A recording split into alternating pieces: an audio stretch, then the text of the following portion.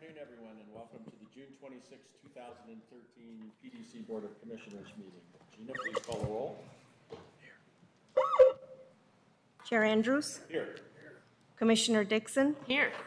Commissioner Mollis? Here. Commissioner Strauss? Absent. Commissioner Wilhoit? Here. Thank you. First, commission reports, but before we go there, I will report that Executive Director Patrick Quinton's plane landed about a half an hour ago, so we expect to see him shortly. But because we have a time-certain item at 2:35 for the TSCC meeting, Kimberly Branham, Associate Director, is going to give that Executive Director report. From a Commissioner report, I have very little to talk about since I was on vacation and we met only 2 weeks ago, but the economy seems to be doing well, so. Gotta go on vacation more often. Yeah, I should. I'm sure they're connected. Thank you. Yeah. You're looking at me, so Yes. I'll say mine. I would just report that the Finance and Audit Committee meeting met, or we had a meeting on June the 19th, and Faye Brown and Katherine Kaminsky, representing the Finance and Accounting Department for PDC, were present, as well as the City Auditor's Office, Drummond Kahn and Fiona Earle. And we talked, shockingly enough, about the fact that our June 30 year-end is approaching and we're once again going into an audit. And we talked about planning for that audit as well as internal audit planning here at PDC. So just wanted to report that that aspect of the operation continues. Thank you, and thank you for John for spending the time to sit on that very important committee or advisory group. Not a committee, advisory group. Commissioner Dixon. I also was on vacation last week, and it has only been 2 weeks, so I have nothing to report either. Commissioner Mollis. Thank Commissioner Wilhoit for mentioning that. It is good work, and the PDC does a good job of keeping good, clean books, and that's as it ought to be. I can't think of any other specific PDC-related activities that I've done in the last couple weeks. Been in Salem less, which is a good thing. So they seem to be winding down and putting the budget together, which will hopefully include financing for a couple of good projects that would create jobs and economic development. So thank you. Glad to hear, and thank you again for chairing the last meeting while I was out of town. Appreciate that. You did a good job. Well, he missed one item that we're going to take care of later. I think that was the chair's fault, not his. There you go. Okay, on to Executive Director report. Kimberly Branham. So, Chair Andrews, Commissioners, thanks for the opportunity. And as the Chair mentioned, Patrick's been on a very well-deserved vacation, and so it's only been 2 weeks, so it's been a little quiet around here as well. But it's been a big couple of weeks for our export initiative. So I think everybody's familiar that we partnered with Brookings on a Greater Portland Metro initiative, and were recently selected by the National Journal as the export category winner in their Back to Business issue for our We Build Green Cities initiative. That's part of the export plan. You'll recall that the We Build Green Cities is an effort to help our local companies access new markets and really turn our expertise into business growth and job development opportunities. So that's been great. Mitsu took a trade delegation to Japan recently, and so that was highlighted in their coverage. And they invited Chris Harder, our Business and Industry Division Manager, to come and talk to them at a panel in DC. So that's great. The next day, the Brookings Institute, Bruce Katz, who's been a thought leader in the work promoting export initiatives, released a new book called The Metro Revolution, which highlights the roles that cities and metros are playing in the U.S. resurgence. And there was quite an extensive look at Portland and what we're doing with We Build Green Cities and our export initiative. So that was great to get that kind of coverage as well. And then in very different news, for the last couple of Fridays, we've had a host of really creative people trying to think up how to get NBC's Grimm a little bit more coverage. And so apparently they've chosen a winner, and they're going to be selecting that local firm to go down to LA and pitch the executives on the different and innovative ways to get the word out about this great local show. So that's what we have, that's what's been going on. In terms of upcoming events and opportunities, there is the housewarming event for Startup PDX Challenge winners. You'll recall that we did the PDX Challenge and had 240 applicants and selected 6 winners. So there's going to be an opening the 27th, it's tomorrow, right? In the Central East Side Produce Row. We're also going to be attending the Ajinomoto Foods opening on July 15th. So they are opening up a new research and development facility here in town. They have a presence as well, but this is a new branch, so that's great news and further evidence of the economy turning around. And then just want to continue to invite applicants to really consider the Community Livability Grant. We have considerable funds in Lentz and Interstate. So deadline to submit is September 5th. Keep going. Well, that's what I've got. Thank you. All right, on to the meeting minutes, and there are 2 in your packet. There's a very minor amendment to the May 8th meeting minutes that we looked at last time. Minor change that Commissioner Dixon wanted to clarify. And then the minutes for June 12th, 2013. Any changes, additions, further discussion? I move approval of the minutes as submitted and amended. Could I get a second? Second. Any further discussion? All those in favor, aye? Aye. Aye. Aye. Opposed? Thank you very much. Next item is public comment for items not on the agenda. We don't have anyone signed up, and I don't see anyone in the audience that is looking like they want to speak. So we can move right on to the first action item, which is a consent agenda item.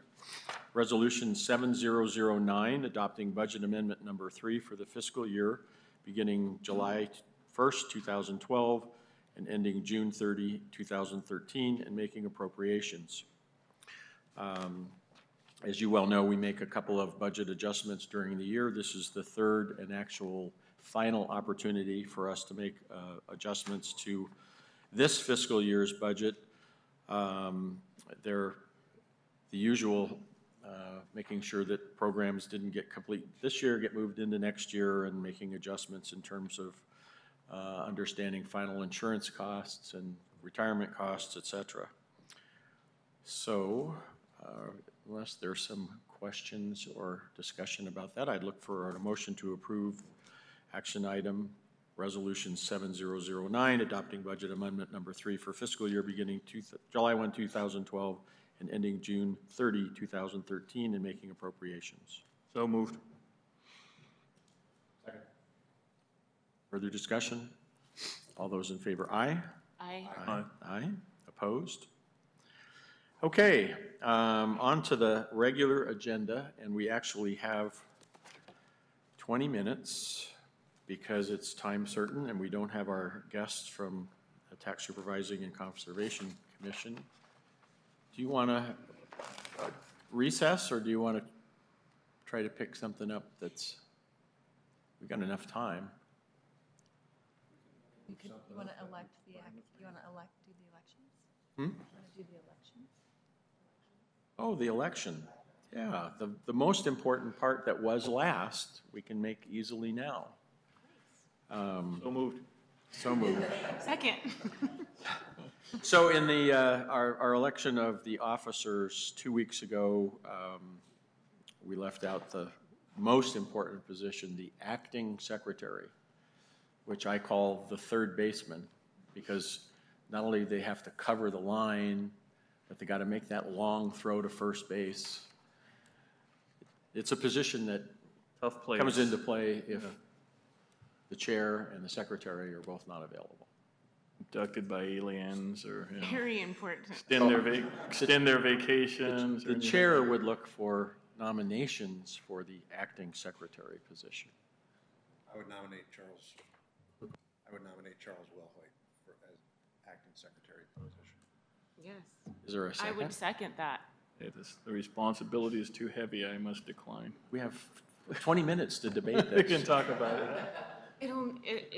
It's a really important position that I think you should take. AS. Do I have to accept, or was it? I accept. You accept? All right. All right, since there are no further nominations for this very important position, I will close the nominations. We have a motion and a second. Any further discussion? All those in favor, aye. Aye. Opposed? Congratulations. Thank you. Congrats. I look forward to serving.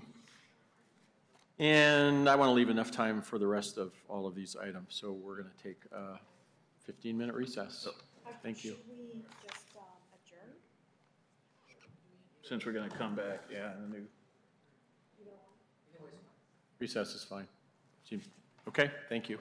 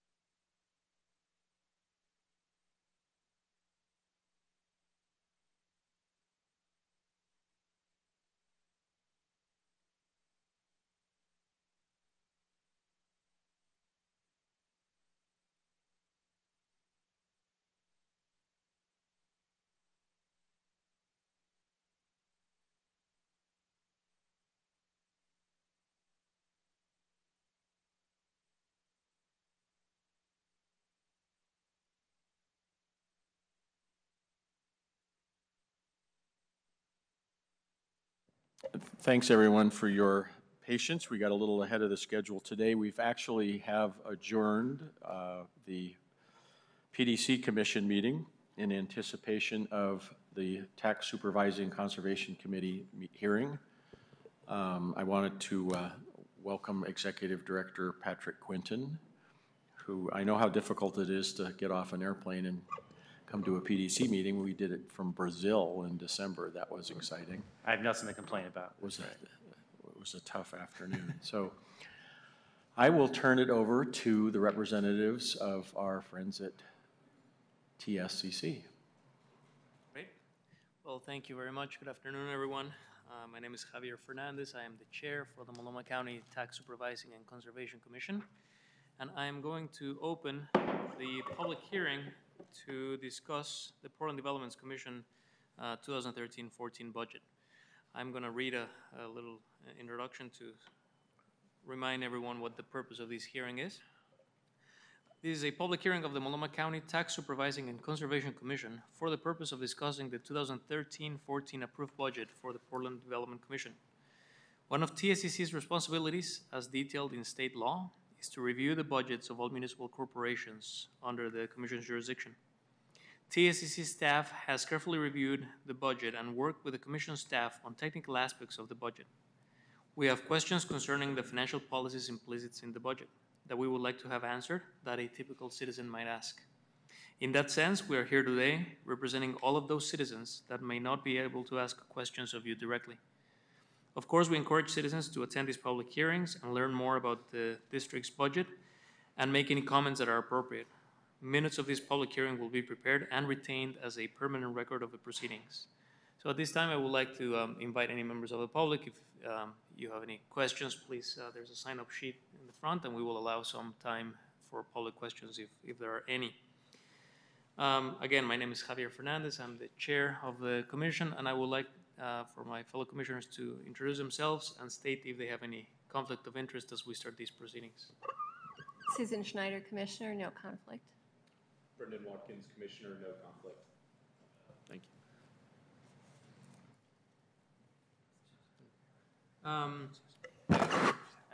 Would like to introduce TSCC staff. My name is Craig Gibbons, and I will be the new executive director. Tom is retiring after about 10 years on the job. He's on vacation this week, and I'll be taking over. Okay. I'm Toonie Betchart, staff. And I would like to take a moment just to acknowledge what Craig mentioned. We are sad to see Tom Lynn Harris retire. He's been an amazing asset to the commission and to the state for that matter. He's authored the history of property taxes in Oregon last year. He's done a lot of contributions to the state, and we're sad to see him go. A very well-deserved retirement, and we're very excited to welcome Mr. Gibbons, who will be working with your staff on next year's budget.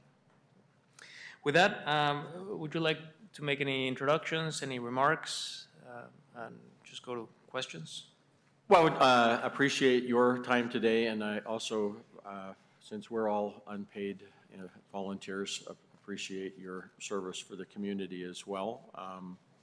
Frankly, this is a day that I kind of look forward to. It seems to me that we start this budget process in about 2 weeks for next year. So to complete this year's process and look forward to the audit as the last piece of that, we talked about that a little bit earlier, it's kind of great to begin the summer and move on. So always find your questions fascinating and look forward to kind of elucidating on some of the things that we're doing. Yep, no comment, just happy to have the opportunity to discuss our budget. And I'm just looking around the table. I believe Commissioner Moelis and I have been here, what, seven years? Little while, so we've been through this activity a few times, but as Chair Andrew stated, nice to have other people come in and take a look at the budget and pose some questions so that we give the opportunity to explain our thinking and our direction. So happy to have you, and to those of you who are new, welcome and good luck, Craig. Thank you. Thank you. And I would say the same. Thank you for being here. And I'm Commissioner Dixon, Anushka Dixon, and we just look forward to answering your questions this afternoon. John? Thanks, they've said Thank it you. all.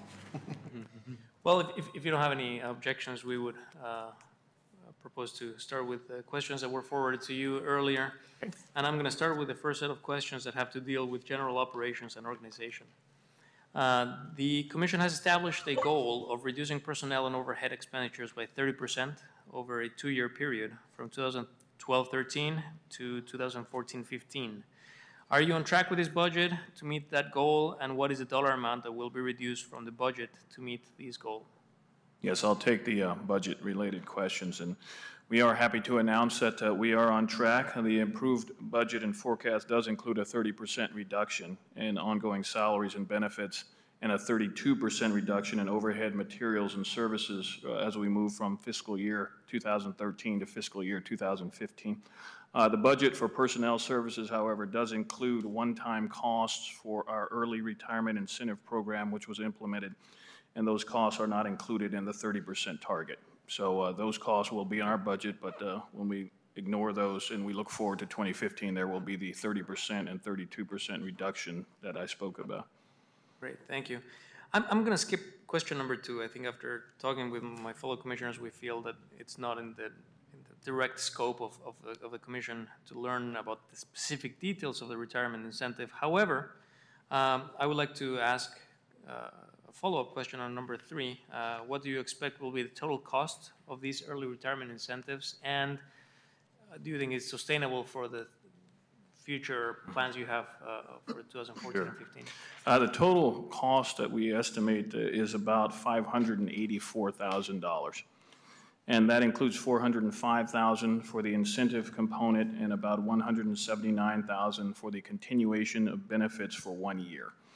Savings from the 8 positions that are being removed from our budget will be approximately $854,000, resulting in a net savings of approximately $270,000 through June 30, 2014.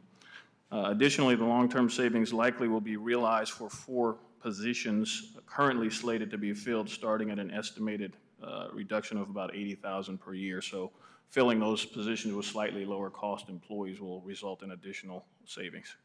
That's great, great. So saving money is obviously very near and dear to our hearts, and we appreciate all the efforts that you're making. However, we also understand that it takes a lot of people, very qualified people, to run our organization like yours.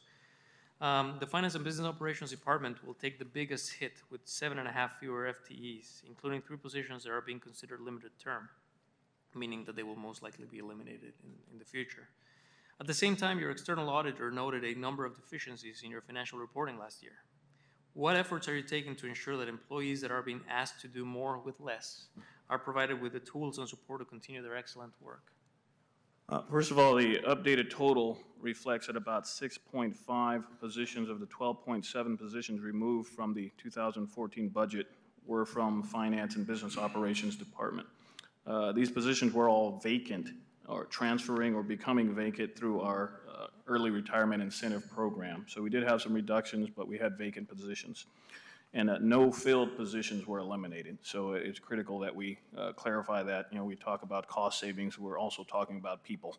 And we're very conscientious and deliberate with regard to how we're looking at the budget, and to the extent we can reduce our need to actually eliminate filled positions, we've taken those steps. 3 of the positions were transferred to other departments based on reorganization, and they include 2 geographic information system staff and the performance manager positions. 2 of the 6.5 positions removed from the finance and budget operations budget were division manager positions, and the 2 vacant division manager positions were held 1 year so that we could assess the staff's ability to fulfill the responsibilities of the department, and we came to the conclusion that we were sufficiently staffed in those areas. Additionally, the FBO executive assistant at a 0.5 FTE level applied for the early retirement program and will be leaving December of 2013. That position, as well as the accounting tech 2 position, have been eliminated and the related duties absorbed by other staff. So once again, we're looking at changes in the structure, but we're focusing on making sure we have the capacity to get the work done efficiently and effectively. And finally, the deficiencies noted in the 2011-2012 audit were not related to staffing shortages, but were evidence of the need for improvements in business processes. And I mentioned a little earlier that our Audit Committee met the 20th of this month, looking at our June 30, 2013 audit, and we take those regular steps, and during the course of the audit, of course, our auditors issue a management letter with any items or deficiencies, and those are the first steps we take as we look forward to the next year. So we have noted those business processes that needed improvement, and those improvements have already been implemented. So the items that were identified in, on a materiality scale, I think we're all talking about items less than $35,000, and there were 3 of them. 2 of them were $114. It's just a matter of when you exceed a limit in any area with regard to budgeting in this area of governmental operations, you get what's called a deficiency. And the auditors have to note it, but we noted that those items didn't relate to staffing issues. Right. Great, thank you, very, very helpful. The public employee retirement system. It appears you have budget for the full cost of PERS, employer rate increases in the next year's budget. If Senate Bill 822 is a final word on PERS reform out of the 2013 session, how much will that save PDC? The proposed and approved version of the budget included the full PERS rates, but our recommended and adopted budget will include the anticipated savings. Currently, we're using the same estimated savings rate for PERS that the city of Portland is using, and this represents an estimated 80% savings to what the planned rate increase would be for the next biennium. So this is equivalent to about $370,000 in savings for the fiscal year 2014 budget on total salaries and wages of about $10.3 million. So it, as you note, is a significant savings amount, and I think that's why there's so much discussion about PERS. And once again, it's affecting people's lives, but we're looking long-term, and that's something that will impact us, not as a result of any of our direct actions, but a Senate bill and legislation. So all in all, it's a positive because it does reduce our cost, but we are considering that it affects someone's retirement. Boy, it's been nearly 3 years. I remember, I think it was my first meeting here as a commissioner when we talked about the housing projects and the staff were being moved to the city. And 3 years later, here we are. Have you worked out all of the issues with the city that came with that major transition? And in retrospect, was it a good move? And thank you, and I'll take the next few questions. Yeah, we think that it has been a good move and it's been successful. So all the transitional issues were completed during the first year of transition, which was 2010. And the Portland Housing Bureau continues to contract with us from time to time for services such as property management and environmental remediation activities that are more efficiently provided by one provider. And like I said, we think it is the right move. It frees up our staff to work on economic development projects and redevelopment projects, which is more of our focus now. And it allows the Portland Housing Bureau to focus on the city's housing agenda with a broader array of services and opportunities. Great, thank you. Commissioner Watkins. All right, so moving on to the urban renewal plan areas section.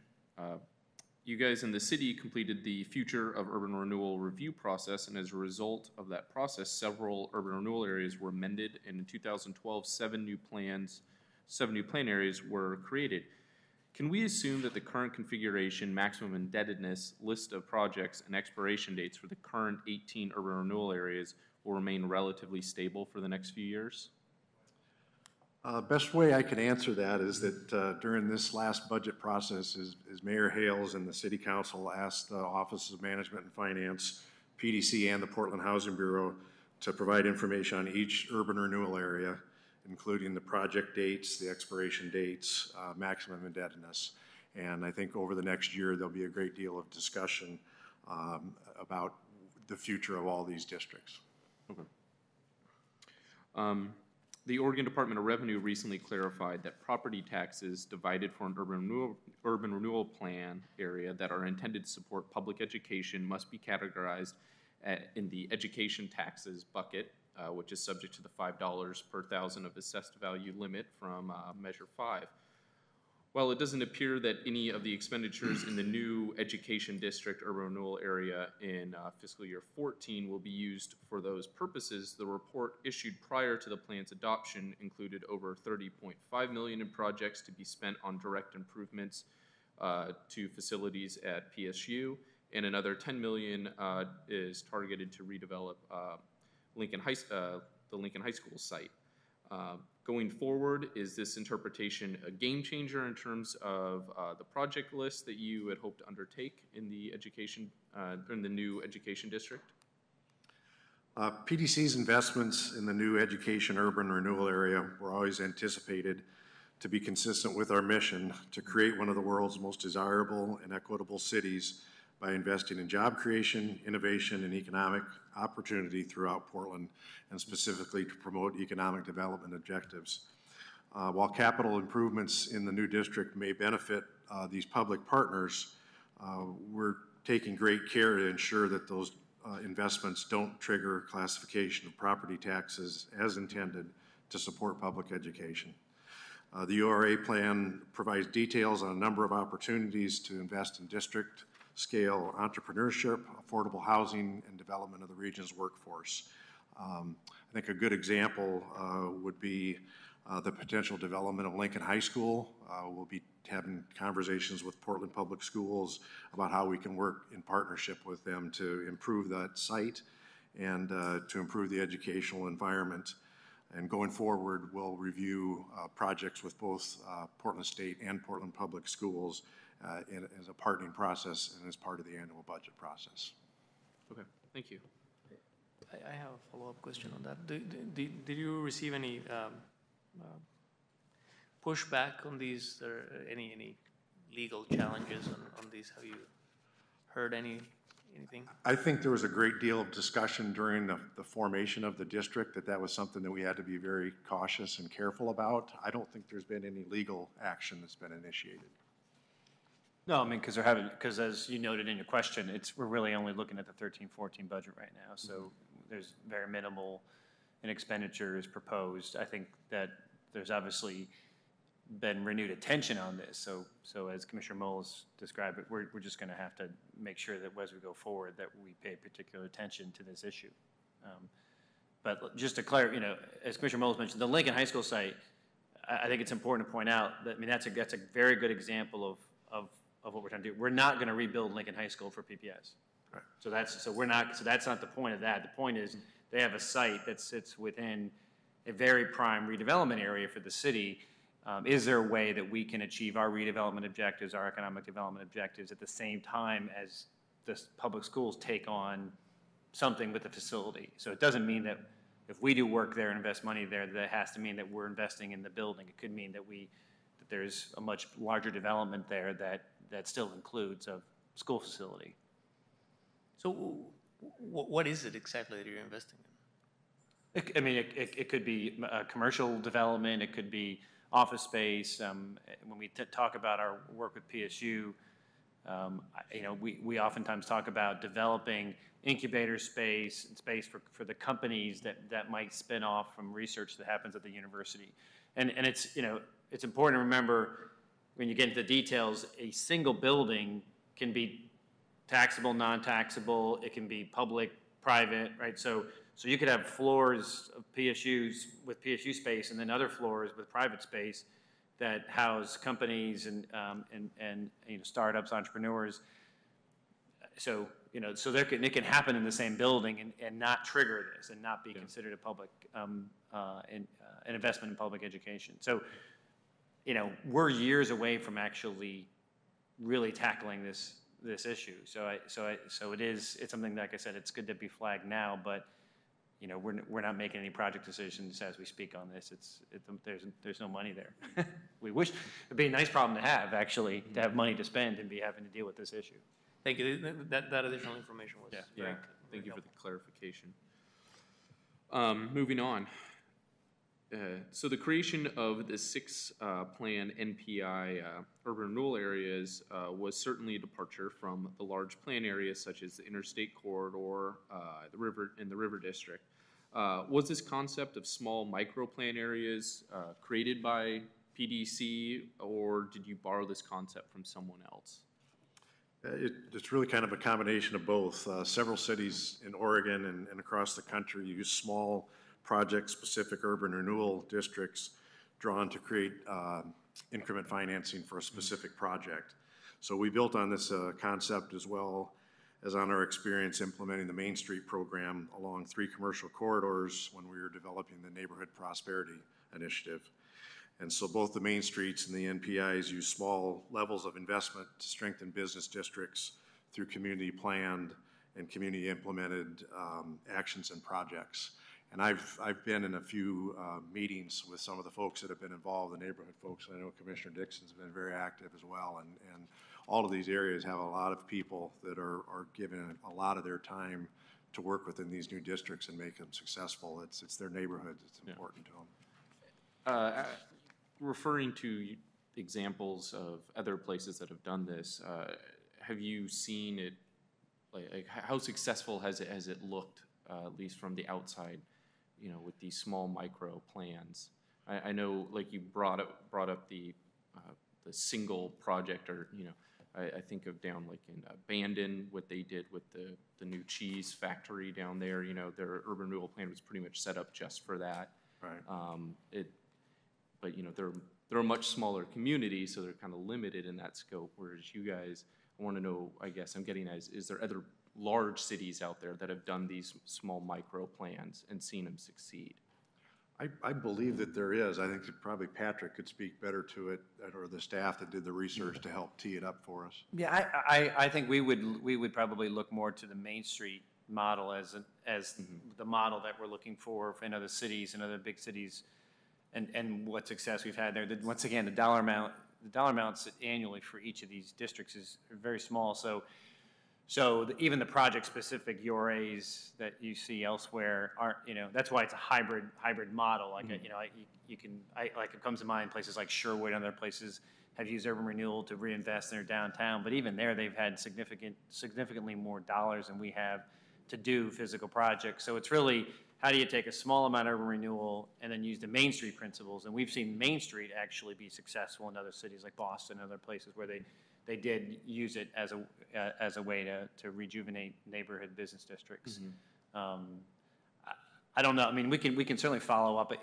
I don't know that there's any specific examples in other large cities of urban renewal being used at this small scale, doing exactly what we're doing. So it is, in that sense, it is a unique model. But I can double check to make sure it's using Main Street principles and urban renewal dollars is kind of what we try to do here. It's certainly interesting and unique.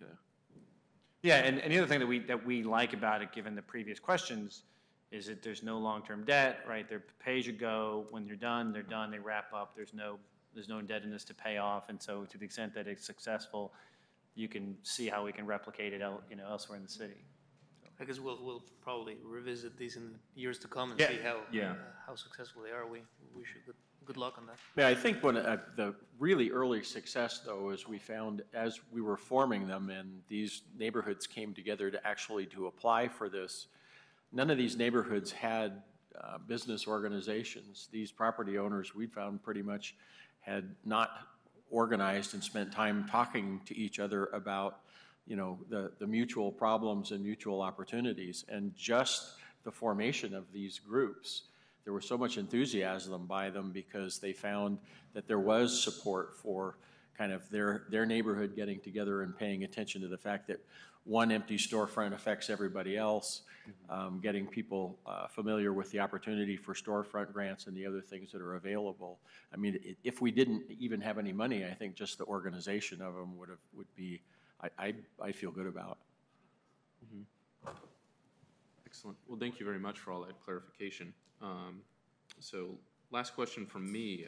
In this budget, the 6 new neighborhood prosperity initiative urban renewal areas have modest expenditures of an average of $83,212, all in business development, in line with what we were just talking about. What specifically will these funds be used for, and will a single staff person be assigned to all 6, or which of the urban renewal areas will have a staff person assigned specifically to them to assist businesses within those neighborhoods? So the majority of the resources will fund district improvement projects, such as signage, tenant improvement loans, storefront improvements, things like that. And there's business development officers is a title inside PDC now that also work across other urban renewal areas. And so each one of the six districts will be assigned one of these folks to make sure that they receive direct outreach and connections to resources. Okay. Commissioner Schneider? Thank you. So I'd like to start by asking a question about in the budget message you sent to us. I wondered if you could be more specific about the 25,000 new jobs you've referenced in as part of your goals that you've met, and what was PDC's role in the creation of those jobs? I think it's from 2009 through the present. Sure, I think I'm gonna toss that one to Executive Director Quinton, because Patrick, prior to becoming Executive Director, spent a lot of time working with the city on the new city economic development plan and the plan that we've had in place for the last 4 years, which created the initial job goal. And Yep. So as Chair Andrews mentioned, when we put the strategy together in 2009, we had a goal of creating 10,000 net new jobs in 5 years. So we vastly exceeded that. The goal along with that was to see the economy grow by, by a net number of 10,000 or more. And so we don't claim to take credit for every single one of those jobs or most of those jobs. But it was one of the indicators we wanted to measure, and we think it reflects on kind of how well the city economy has done in coming out of the recession. We separately track direct jobs that we actually touch, and I don't know but I think the last number is probably close to 5,000, maybe 4,700 jobs. Those are jobs that are directly either created or retained as a result of one of our activities. So whether it be business loan or grant, some kind of financial assistance, E-zone program, recruitment. So in our annual report has that summarized as well. And so so we would We'll take a look at we would that. say that we've had that, but we once again they're apples and oranges. We're trying to say on the big number, let's see if we can contribute to a period of sustained job growth in the city. And we think the city economy's done that. And on the other hand, we also wanted to have our own metrics for the stuff that we actually touch, and that's that smaller number. Okay, that's what I was really curious about, how you break that out. Okay, thank you very much. I'm sorry that wasn't part of these questions that you already No, had, that's fine. But your message referenced it. So coming back to the questions we had sent out, the project to renovate the Veterans Memorial Coliseum within the Oregon Convention Center urban renewal area fell apart last year when the Wiener Hawks withdrew support. Have the talks restarted, and does it appear that more public money will be needed to make the renovations? And is the city looking to PDC to put in more money to make things happen? Okay, I will be taking these next questions. And I'd like to note that the Wiener Hawks actually did not withdraw financial support, but they put them on hold pending league action. Oh, okay. And talks are actually about to commence following the recent extension of an operating agreement between the city and Portland Arena Management for an additional 2 years with 8 one-year options. The extension was required because without it, there was no operator in place come fiscal year 2014, and with the extension in place, talks may now restart. While renovation construction and estimates, of course, will be will need to be updated, there's no discussion of PDC investing more than what we approved by the board in 2012-13. But it's early in the talks. Okay. The new Fields Park in the River District Urban Renewal area was completed and opened in May. What was the total cost, and how much of that came from your sources? And that was a really exciting project for us, and I actually had the honor of being able to attend the grand opening of that project last month, and it was very well received in our community. So it's a well-deserved expense in our city, and it will benefit a lot of members in the city. And the total cost of the park was actually $19 million. We contributed $14 million towards the project, which included the acquisition, environmental remediation, and some of the design and construction costs. Thank you. Continuing with urban renewal areas, the renovations to Union Station in the River District continue with another 2.2 million budgeted in 2013-14 and a total of 8.3 over the next 3 years. What do you expect the total cost to be, and are there others contributing, such as Amtrak and other rail companies? So PDC and the City of Portland have received multiple federal grants to implement phased work at Union Station, including 2 prior phases of construction. Phase 3 is consisting of preliminary design and environmental review, which is not covering construction, and it's actually commencing this month, June 2013, and is anticipated to be completed in late 2015. This phase is funded by a combination of a grant from the Federal Railroad Administration, about $3.9 million, and a local match provided by PDC of about $992,000. The purpose of Phase 3 is to provide PDC with an updated and comprehensive understanding of the remaining improvements needed to Union Station. It's been a long-standing project, including the building tracks and platforms. The scope will also include defining opportunities for phasing the implementation of these improvements. Amtrak will have financial responsibility for implementing many of the track-related improvements. Outdated estimates for the remaining improvements to only the building are approximately $20 million. Thank you. The budget includes nearly $27 million for the construction of the new Multnomah County Health Department headquarters office building next to the Bud Clark Commons in the River District. This will satisfy an obligation included in House Bill 2056 from 2009 as part of a larger effort to reform the state's urban renewal statutes. Does the commission have any role in the design or construction of the building, or will you simply be writing the check for this? Writing the big check. We actually do not have a role in design or construction of the building. What we're going to be doing is dispersing the funds to Multnomah County in June of 2014 based on our PDC intergovernmental agreement with the county. And the disbursements of those funds require that the Housing Bureau has transferred the property to Multnomah County, and agreements will exist between Multnomah County, the Portland Housing Bureau, and Home Forward, who will be the project developer on this project. And all other project financing has been secured, so we will So it's a not. fixed known cost at this point? Absolutely, thank you.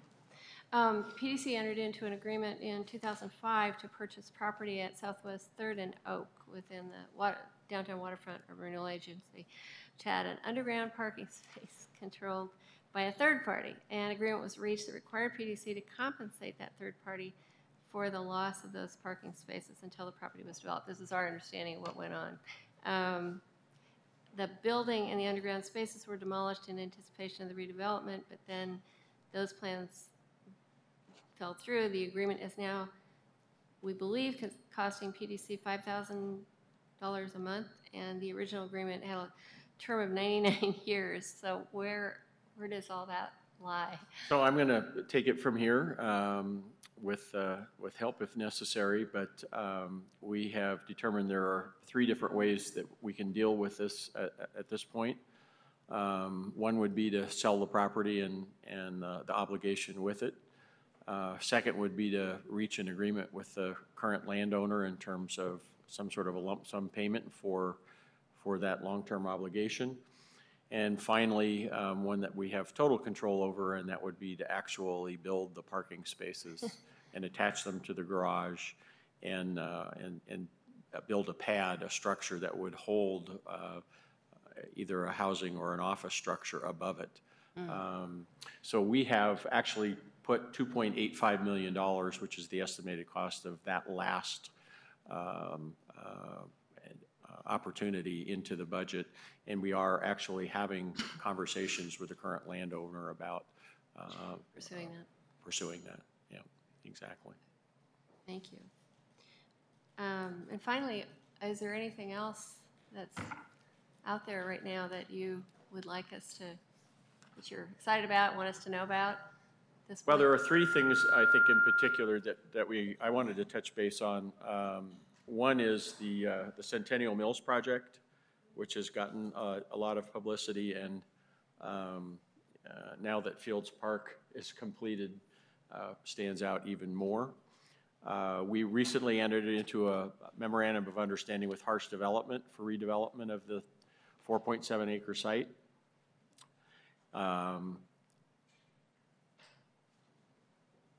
They are planning on a mix of office, retail, residential, and cultural uses on the site.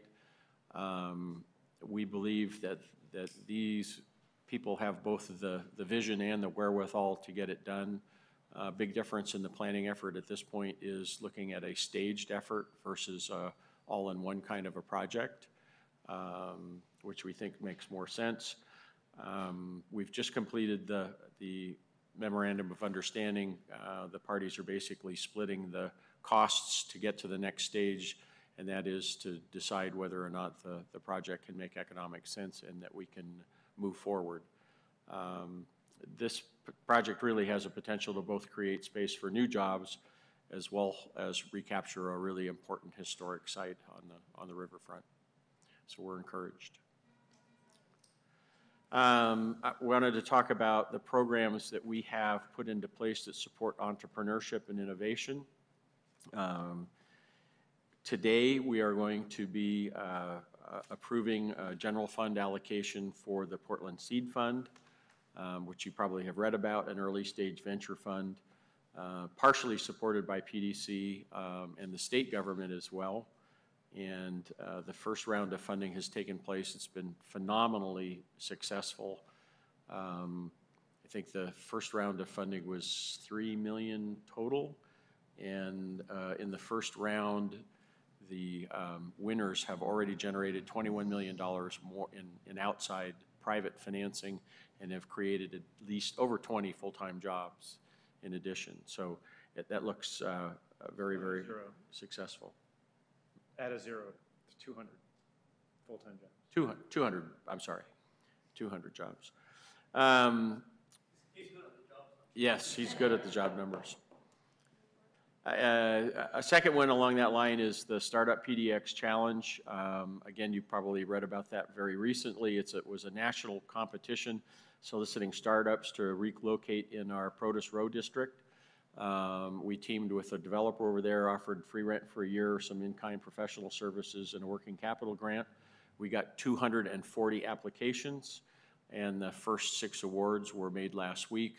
And I would argue just the publicity that we got nationwide, that the city of Portland is embracing these new and exciting companies was worth the investment.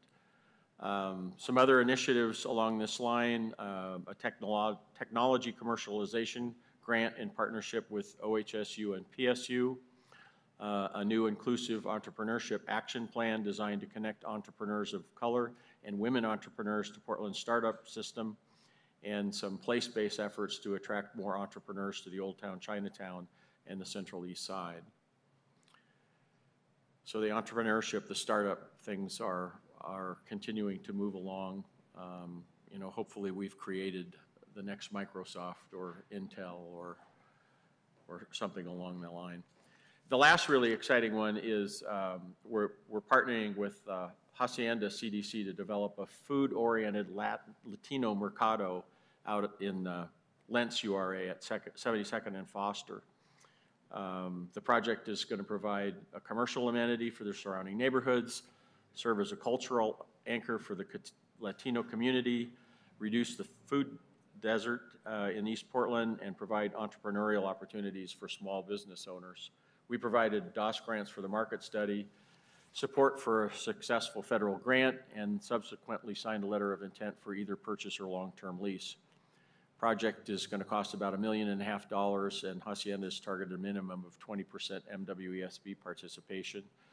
We're currently in negotiations with a pro forma expected in the summer, and we hope to complete it with Mercado by the summer of 2014.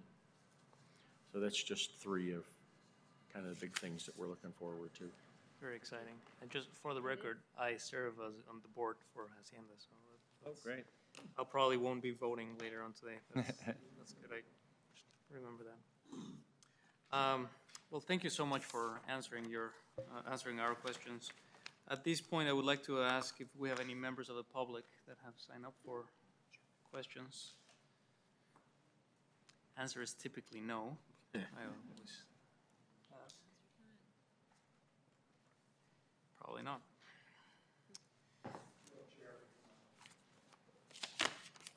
Great. Well, I'm going to close the hearing and open the regular TSCC meeting to discuss the recommendation letter for the Portland Development Commission 2013-14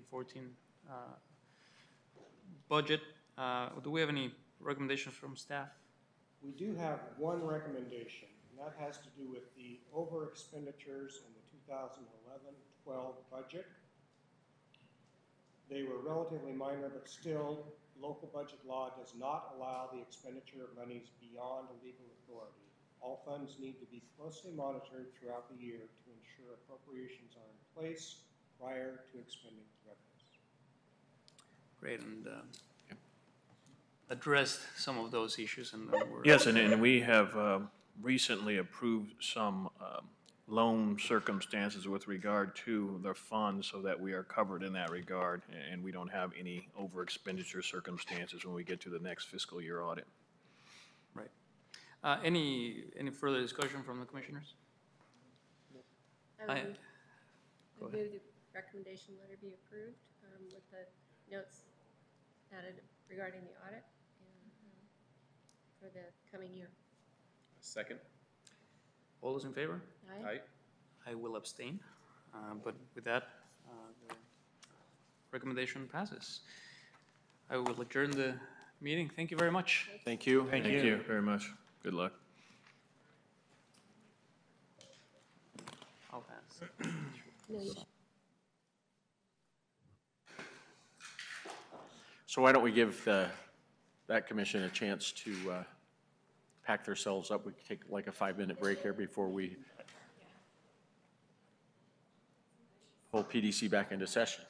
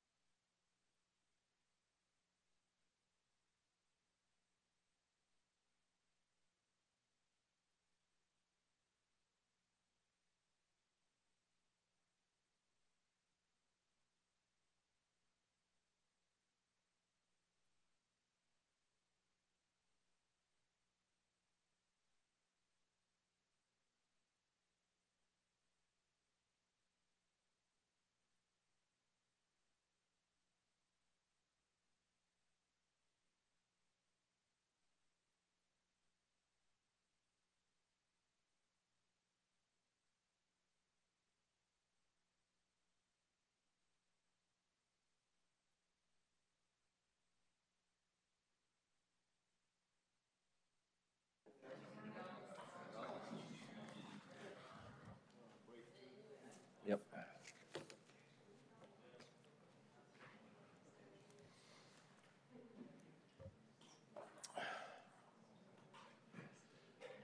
So again, thank you for your patience with this small break.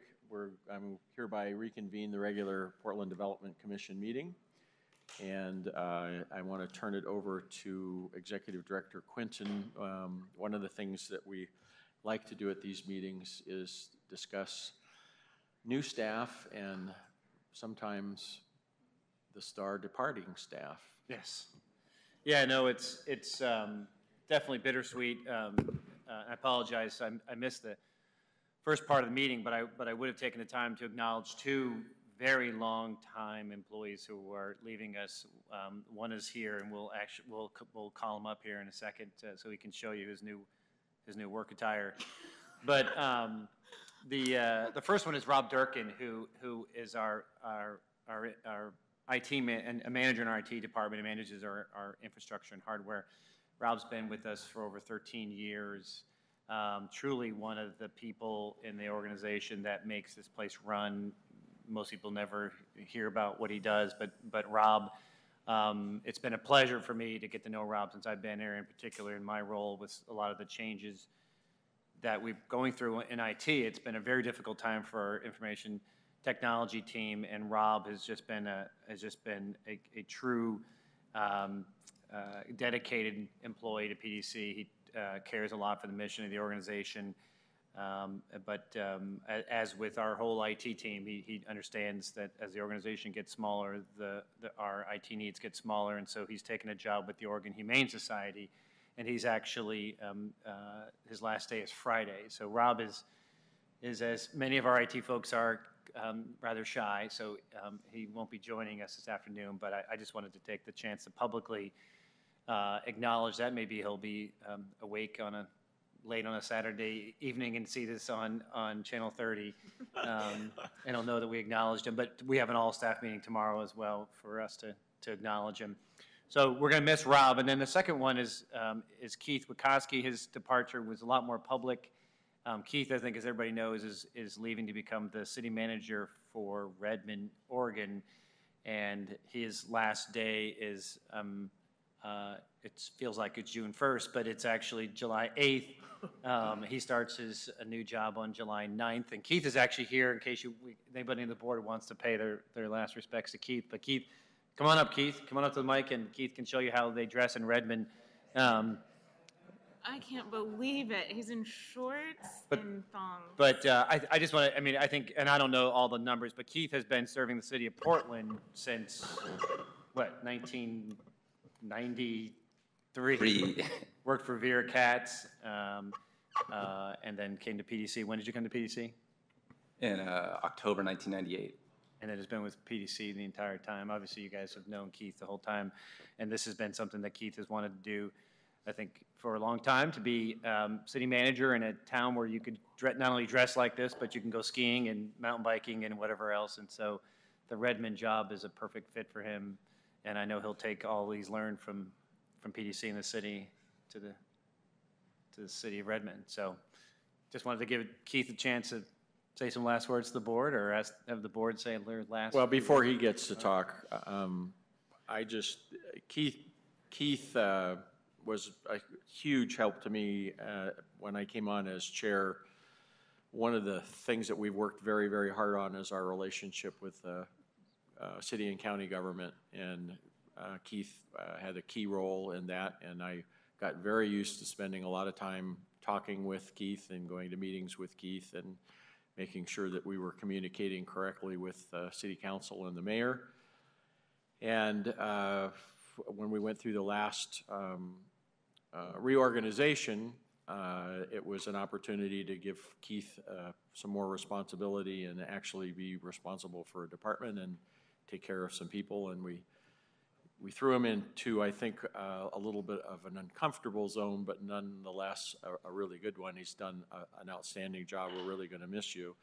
And frankly, what I've really missed is not being able to work with you for the last 2.5 years. Instead of 3 or 4 hours a week, it's like, hi, how are you?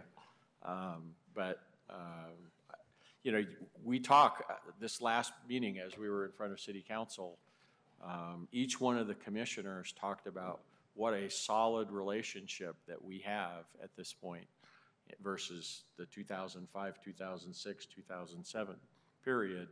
And I give you a lot of credit for that, for helping find a way to mend the fences and communicate in a way where we have credibility and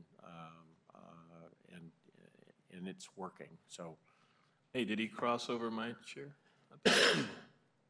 Yeah. you got something to say? I thought we had some good relations. No, I would say the same thing that you just said about Keith, because when I served as chair, Keith played that type of role with me and with the commission and with PDC and the city. And I hate to see Keith leave, but I'm actually happy to know that Keith has a title that I understand, because he's going to be city administrator at Redmond. And people probably have heard me jokingly refer to him as Michael Clayton, and I mean Michael Clayton in a good way, because Keith was always bridging between parties, and he found a way to bring the information back to us and take the information across the other side that facilitated what has resulted in what Chair Andrews just described as very good relations with City Hall, and I think with the business community and the community in general, and a lot of that I would attribute to Keith. So wish you nothing but the best, and if you get weird voice messages asking for Michael Clayton, you'll know who it is. Good luck. Thanks. Commissioners. Really excited for this opportunity for you. I think you are well deserving of it, and I can't believe you have flip-flops on. This is amazing. And also Keith was the first one that explained TIF to me, so I'm really gonna miss kind of some of your easy explanations of how to understand really complex issues. You do a really fantastic job of that, and I'm sure you'll continue to carry that on with your work in the future. So congratulations.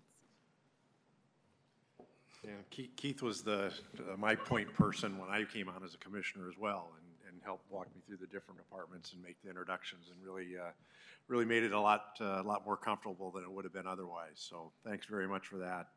I wish you all the best in Central Oregon as well. I know that's where you've wanted to be for a bit, and so good for you. I hope it all works well for you. And when I get over on that side of the mountain, I'll look you up.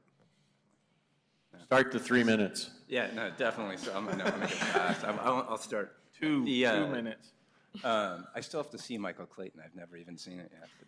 But no, Chair, members of the commission, I've learned as much from each of you that, hopefully you've learned from me. So it's been a shared experience in terms of knowledge, and includes Patrick as well, and the responsibilities you've given me over the last couple of years have just made an enormous difference in terms, I think, the sum total of the skill sets I brought when I started pursuing the new job. And I think if you roll up everything that I've done, going all the way back to Mayor Katz's days, all those different discrete elements are what actually made me competitive for the city manager job in Redmond. And while I'm wearing flip-flops and stuff today, because I just came from the beach, the job's going to be definitely a difficult one. The community's got a really high unemployment rate. It's got a high crime rate. But it does have, I say this being genuine, it's got as passionate a city council and a staff as we have at PDC, and everyone's going in the same direction and on the same side, and they just want to be able to make, economic growth, bring the crime down, and continue to position the community for the growth that's going to be coming there in the next 3 to 5 years. So it's definitely been a pleasure. I'm looking forward to starting my new job in July, and I'll be back visiting from time to time. So thanks. Thanks, Keith.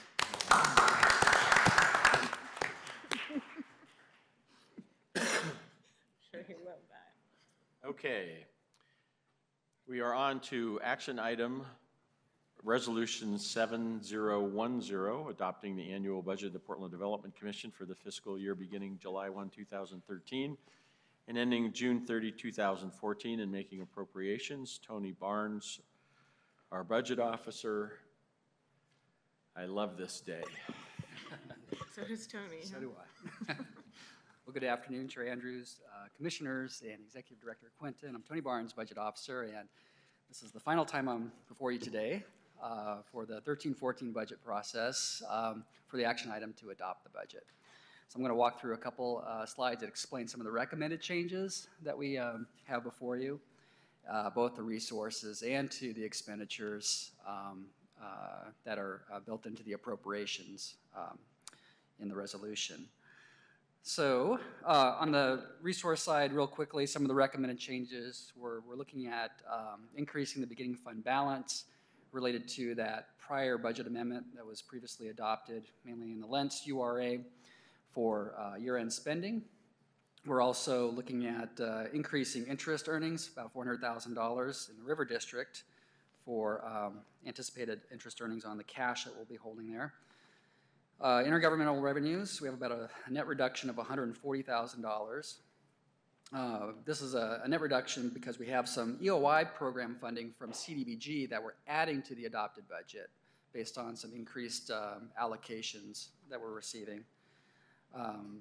The long-term debt, we're reducing $500,000. We don't need to borrow as much in certain projects and months as originally anticipated. And then property income, we have a net reduction of $375,000, and that's related to I think earlier in the budget process, we grossed up our operating income and expenditures on PDC held properties, but for housing properties, we're going to just show the net from this point on. So we're taking out what we previously showed as the gross expenditures and revenues for housing properties that we manage on their behalf. On the expenditure side, let me back up real quickly. This is pretty much the same distribution of resources that we showed during the last commission meeting for the approved budget that was approved by City Council on May 29th, where beginning fund balance across the URA funds represents the highest amount of our resources from prior bond sales, mainly in OCC and River District.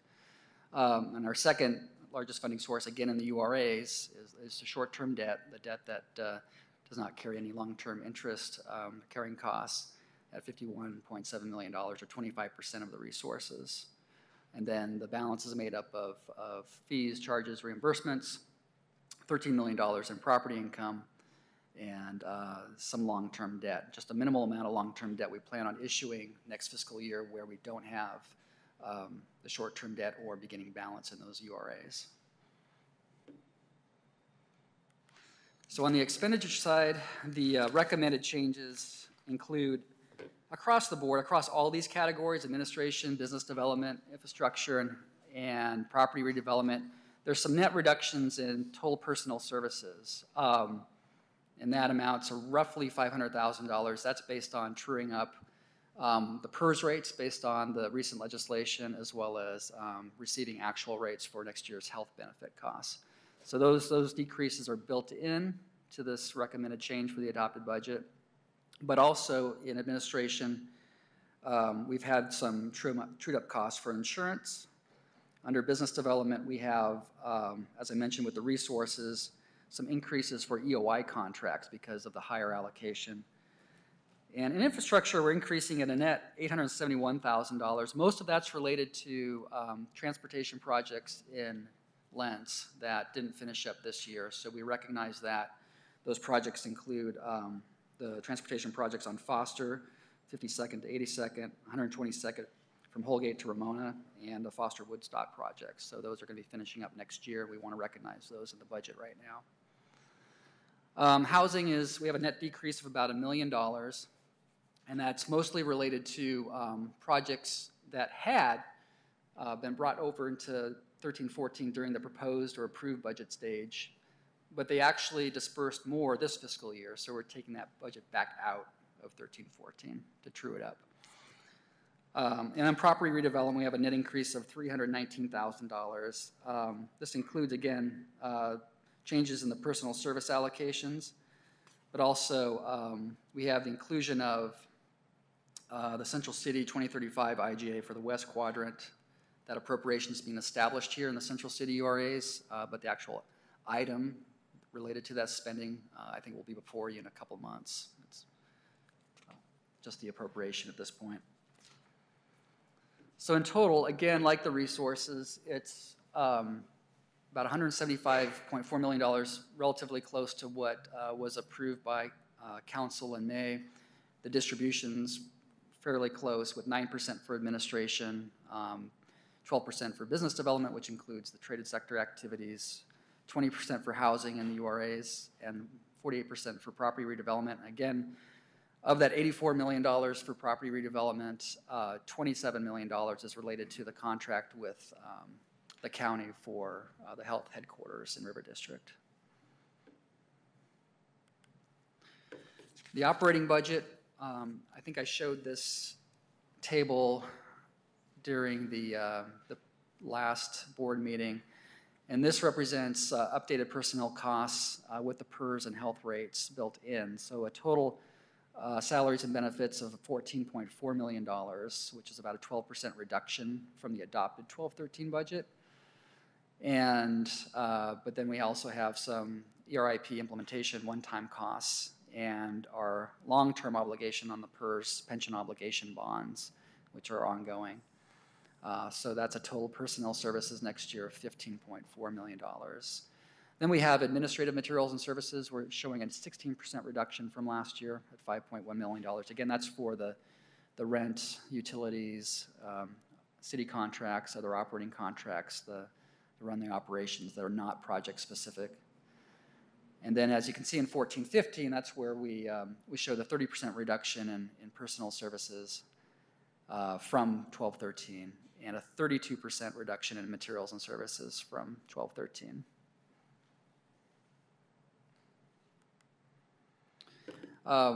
Real quickly, aligning the budget to the strategic goals.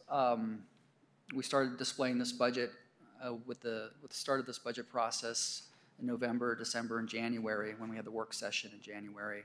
So taking the budget, taking housing out of the budget, there's about $140 million in expenditures planned for next year. And that breaks down to about 54% for the urban innovation central city category. Again, there's the $27 million for Multnomah County in that total. 16% for effective stewardship, and that includes all of asset management activities. There's about $6.5 million there related to property management activities, and a lot of that's covered by operating income on properties like into the convention center and Station Place Garage. And then 21% for neighborhood economic development, 9% for traded sector. This next table here shows that same total, $140 million, broken out between TIF and non-TIF resources, and by the different key actions in the strategic goals. Excuse me. So roughly 8% of these expenditures are non-TIF. They're funded by general fund or enterprise zone resources or revolving loan resources, and most of that's directed towards neighborhood economic development and trade sector activities. But the other 92% of the expenditures are TIF related for economic development, traded sector, and of course innovation and Central City. There's $76 million.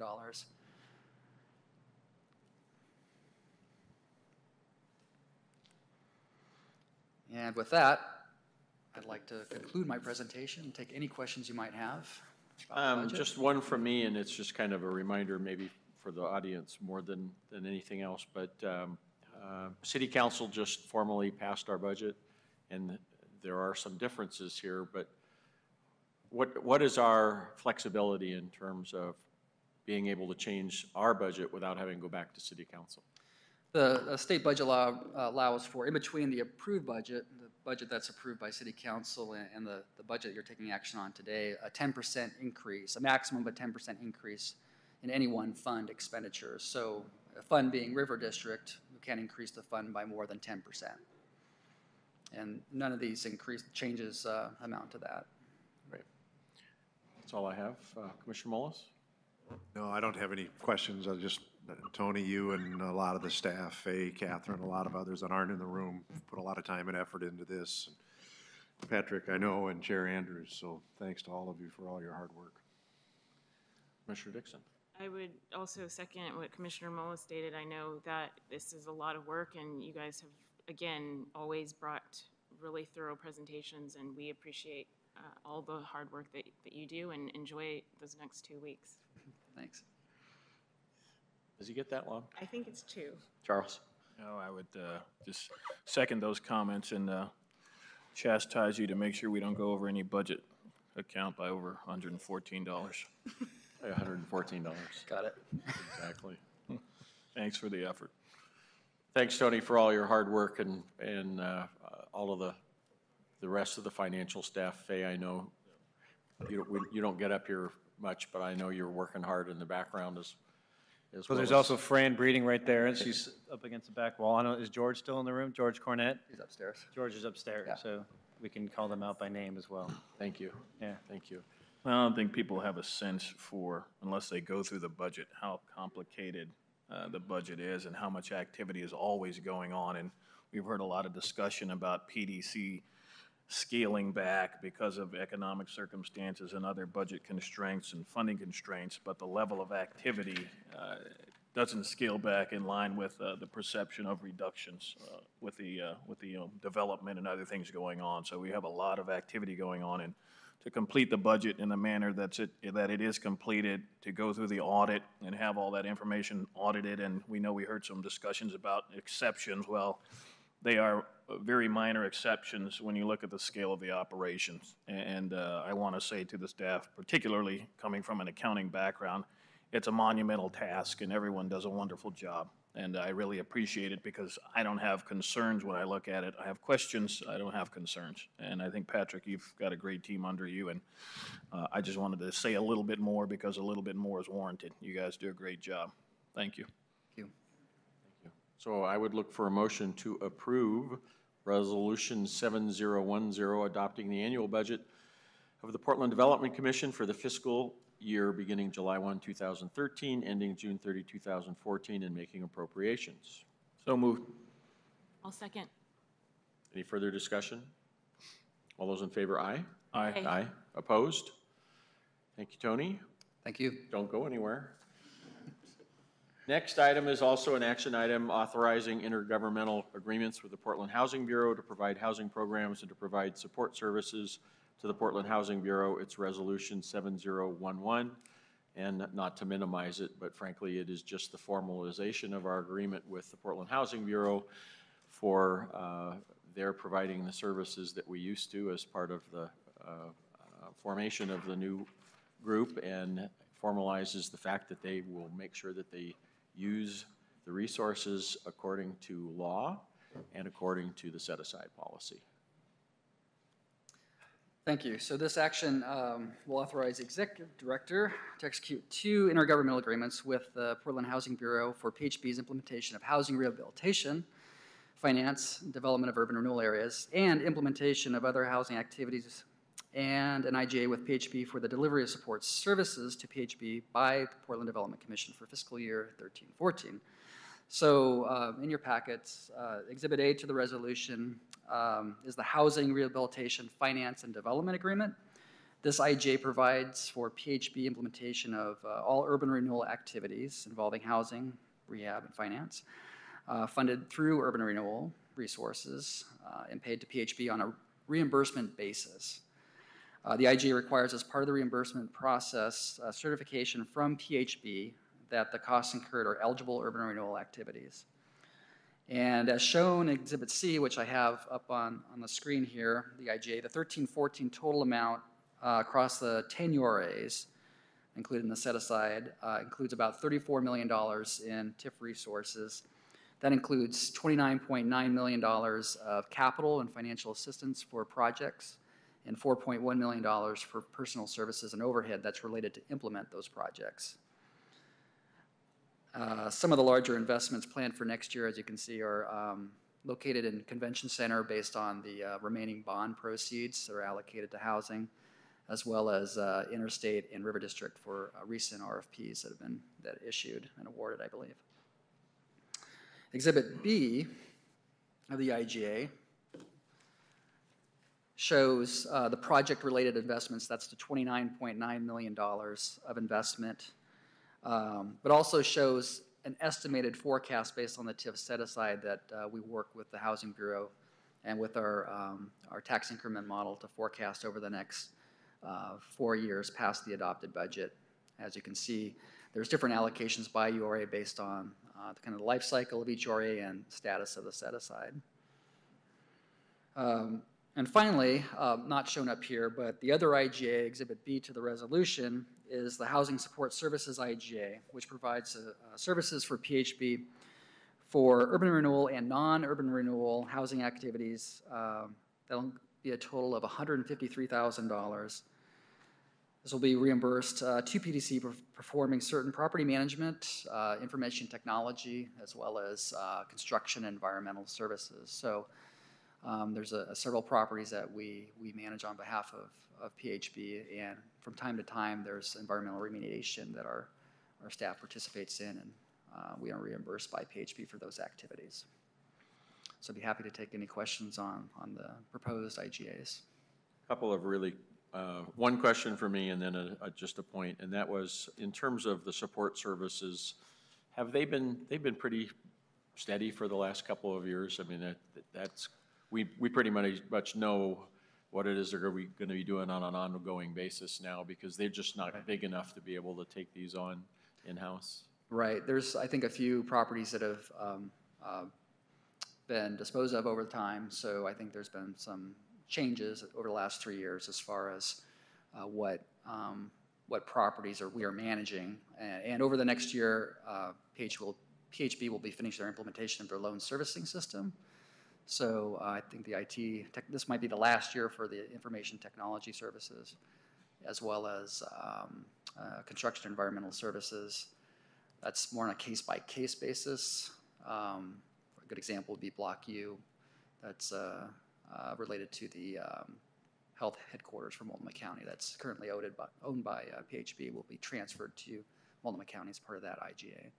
So we've participated in managing and doing environmental services on those properties. But I mean, we're in good contact with them, so we know well in advance what next year's going to, because we've got to factor this. Obviously, it's not a big part, but it's, when we're managing the funds the way we are, it's kind of important to know what those services will look like. Right.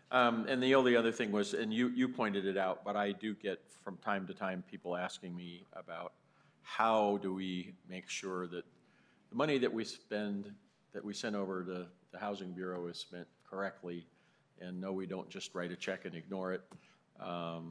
The 3 items that are shown in risk assessment in particular, the Housing Bureau's express assumption of responsibility for ensuring TIF eligibility, certification by the Housing Bureau and its legal counsel with each reimbursement invoice that all of the listed expenses are TIF eligible expenses, and then finally the indemnification that PHB makes to PDC and the 5 of us as commissioners in the event any claim is made. So makes me very comfortable. Charles? No, I don't have any questions. Thanks. John? Anishka? No? Then I would look for a motion to approve Resolution 7011, authorizing intergovernmental agreements with the Portland Housing Bureau to provide housing programs and to provide support services to the Portland Housing Bureau. So moved. Second. Further discussion? All those in favor, aye? Aye. Aye. Aye. Opposed? Thank you, Tony. Thank you. Thanks, Tony. Next item, item number 10 in the packet, Resolution 7012, authorizing a grant to the Portland Economic Investment Corporation for investment of the Portland Seed Fund. And we have Chris, who I see coming forward. We talked about this a little bit in TSCC, actually, as we were going through the questions. And I just remind you that this is actually allocated general fund money. Good afternoon. Good afternoon. Chair Andrews, Commissioners, thank you for the opportunity to present today. I'm Chris Harder, the Business and Industry Division Manager. With me is Angela Jackson. She is a Managing Director with the Portland Seed Fund. She is the Director of the Portland State University Accelerator, and like 2 other titles I won't get into. So she's a very busy lady, but a very valuable one to our startup ecosystem. And hiding behind the pole back there is Jim Houston, the other Managing Director of the Portland Seed Fund, also here today. Before I get into some background on the Portland Seed Fund, as well as some proposed future activities. Just wanted to make sure it's clear what the board action or the proposed board action is for today. It's first an investment grant of up to $750,000 to the Portland Economic Investment Corporation to support the capitalization of the Portland Seed Fund, as well as a $75,000 grant to cover administrative costs. So it's worth putting this board action in the context of our larger economic development strategy, as well as the PDC's strategic plan. As you know, traded sector growth is a key component of our economic development strategy. It's the core work of the business and industry team. Within that, entrepreneurship is a complementary activity with our industry cluster work, our international work, and workforce development. And the Portland Seed Fund itself sits within a more comprehensive suite of entrepreneurship and innovation efforts that we have, such as the Startup PDX Challenge. Chair Andrews walked, I think you guys know these pretty well, walked through that previously in the meeting. We have an inclusive entrepreneurship strategy focused on attracting more women and entrepreneurs of color, a university commercialization grant program with OHSU and PSU. Several of our industry clusters have startup-focused activities. Athletic and Outdoor runs a peer-to-peer program. Software, I think we've mentioned in previous meetings, Portland 100, an effort to scale high-growing software companies.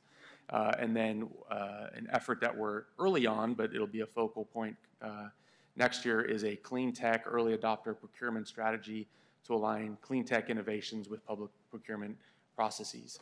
And also, obviously, we partner with some place-based efforts in Old Town, Chinatown, and Central Eastside. So the Seed Fund sits within a larger strategic plan around entrepreneurship and innovation. So a bit before I get into more details on the board action, wanted to provide an update on Portland Seed Fund 1, and the 1 will make sense when I talk about Portland Seed Fund 2.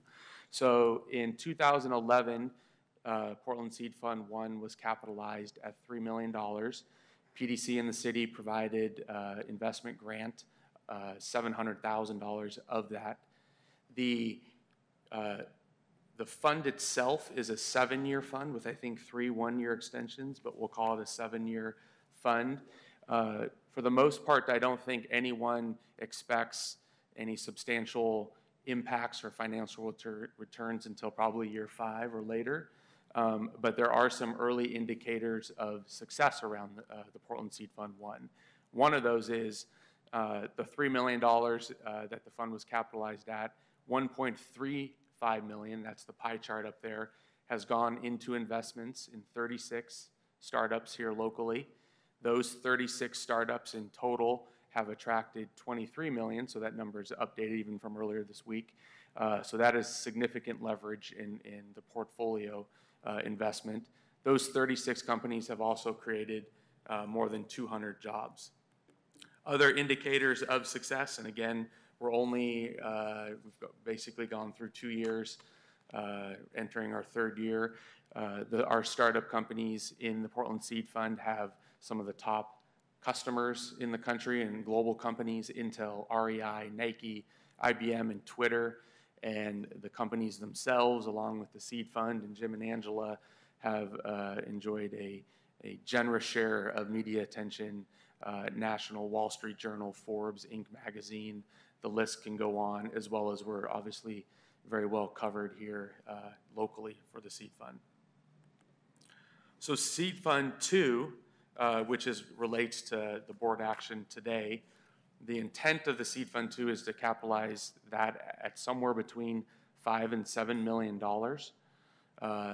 And we are seeking today approval from the board to grant up to $750,000 from, in general fund dollars, most likely $500,000 from fiscal year 12-13 general fund dollars. That would be a grant to the Portland Economic Investment Corp, or PEIC, an additional grant of $75,000 or administrative grant to the PEIC. The PEIC would then enter into a subscription agreement, and I think I have my terms correct here, with the Portland Seed Fund. So that entity was who would actually invest in the seed fund. As we know, the seed fund invests in our startups, and the PEIC and other investors would be eligible for any returns on investment or proceeds that come out of that fund. So that on the right there is a high-level overview of the structure of how the seed fund works in relation to PDC. So a bit on the PEIC, it probably deserves a bit more detail. The PEIC is a new independent 501c4, jointly organized between PDC, GPI, Greater Portland Inc., and the Portland Business Alliance for the stated purpose of promoting social welfare, including advancement of economic development in Portland. Since the PEIC is not controlled by PDC or any other governmental entity, it may take interest in the companies receiving funds from the Portland Seed Fund 2 and realize returns on those investments. PDC's only current involvement with the PEIC is to make investments in the Portland Seed Fund 2 at the moment. And we have a board action that's going to immediately follow mine that will provide some additional detail around the PEIC. So with that, I did want to turn it over to Angela to give her an opportunity to provide an update on the Seed Fund 2 and describe that in a bit more detail. Thank you. Thank you, Chris. Chair Andrews, Commissioner, Director Quinton, thank you all again for this opportunity. This might be my third visit, I think. I'm glad Chris introduced my partner, Jim, back there. It definitely takes a village to produce 36 startups who create 200 jobs and attract $23 million of capital, mostly of that out of the region, by the way. 75% of that is from out of the state. So brand new capital that wouldn't have gone to another company had we not looked at each other 2 years ago and started this process. So thank you for that. Remember, this started with entrepreneurs banging on Mayor Adams' doors, asking the city to invest in startup entrepreneurs. I want to sort of fast forward a little off script and let you know that Portland Seed Fund 2 is continuing with those very founders banging on our doors, asking to invest in Portland Seed Fund 2. So we believe we've set all the ingredients in place for this virtuous cycle. Again, it's going to take a village. It will continue to take a village to have an enviable startup ecosystem, and it's been an honor and a pleasure to be a part of that. So just a little bit by the numbers, we've invested in 36 startups, mostly tech, very much according to our strategy. We have learned a lot along the way. We've made some tweaks as we look ahead to Portland Seed Fund 2, but by and large, we believe that the discipline of angel investing is in fact the best economic development strategy one could have. So our strategy of $25,000 initial investment with a lot of coaching, mentorship, and tutelage by Jim and myself, a lot of answering panicked texts from young entrepreneurs, honestly, is part of the job as well at all hours, can in fact, when you put it all together, produce something pretty substantial. So the tweaks we've made have been really two main ones. A little bit more follow-on investment, because we want to have enough what we call in the industry dry powder to double down on the really heavy hitters. The second thing is, instead of doing this every 6 months, we decided every 9 months was more optimal to give us a little bit of spare time post-session to do the care and feeding that comes with the follow-on investment. And you can see how that really becomes how we really do our work, is in that follow-on piece.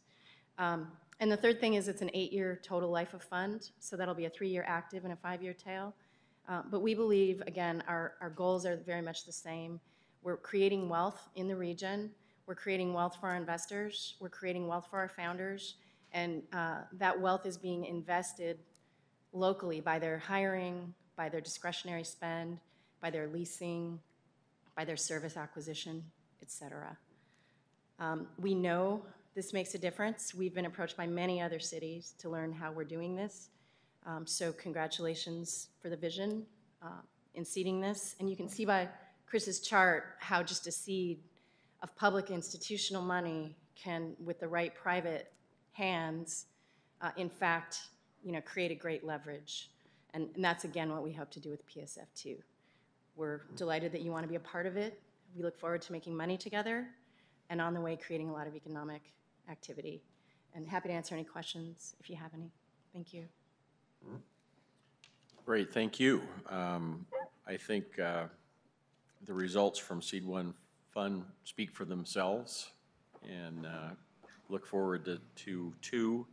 I think it's impressive that we're looking at a minimum of a $5 million program already, and I think from what I'm hearing, we're already you're surpassing that in terms of interest, far surpassing it, and we might be looking at as much as 10 million, which is very, very impressive.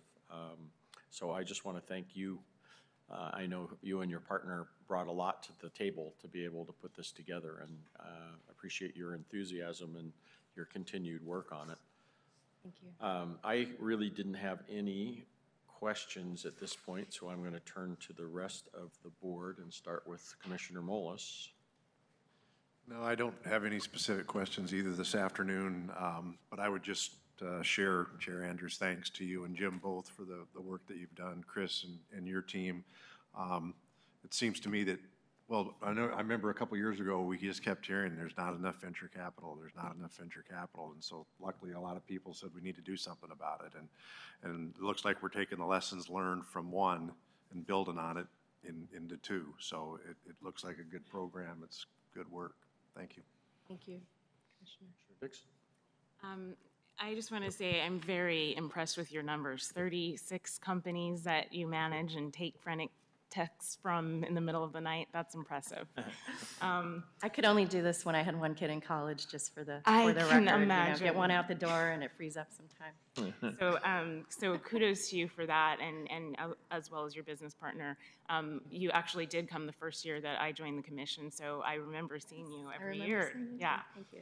And I can't believe it's been 3 already since you first presented. And what a talented pool of young entrepreneur startups that you have. So I'm impressed with the numbers of 200 jobs. I know we're looking potentially for that big company that could come through and, maybe have, I don't know, hundreds of thousands of jobs, but this steady growth and what you're doing to me is actually very, very positive for our city. And I just look forward to what you guys will do in the next round. So thank you for all your hard work.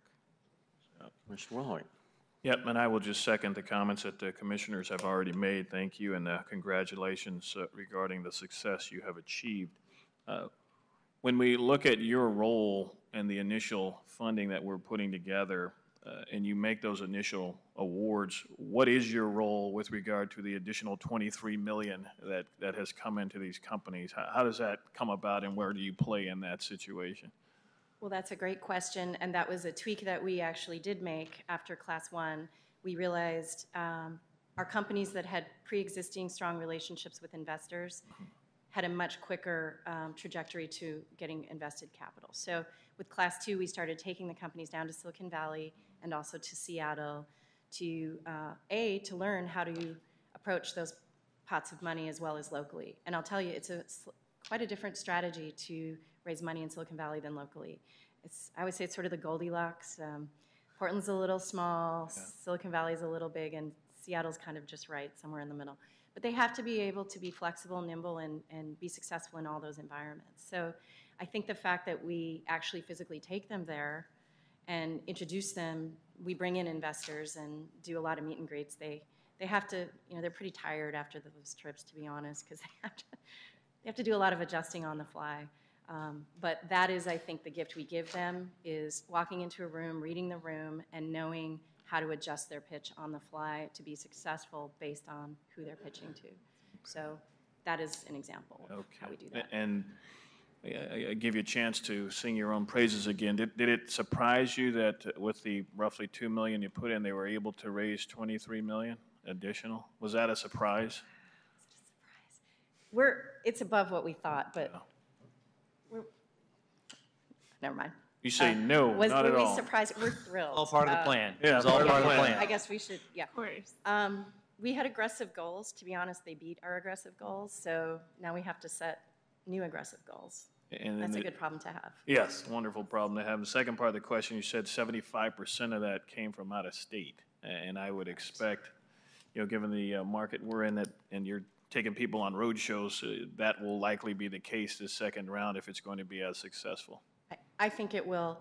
The thing we're doing in parallel, and it won't produce dollar for dollar results on that scale, but we will and we can increase the number of active angels in this community by, again, this new effort of identifying these founders of companies who may not be able to invest at our minimum, but they still want to, they're accredited and they do want to invest.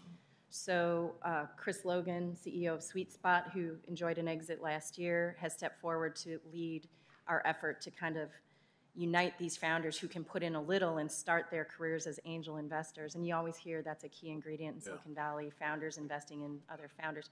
Okay, so we're not going to have the scale yet, but we're putting the raw material in place by facilitating that. So I think we'll have this kind of two-track, growing it organically, need a little more time for that to mature, even as we get on planes and get that outside capital. And lastly, what does $75,000 for administrative costs buy this circumstance? I'm going to defer that to Chris. I'll answer that. So that's both of these grants, as I'll go back to the chart on your right, the flow chart there. Both of these grants are to the Portland Economic Investment Corporation.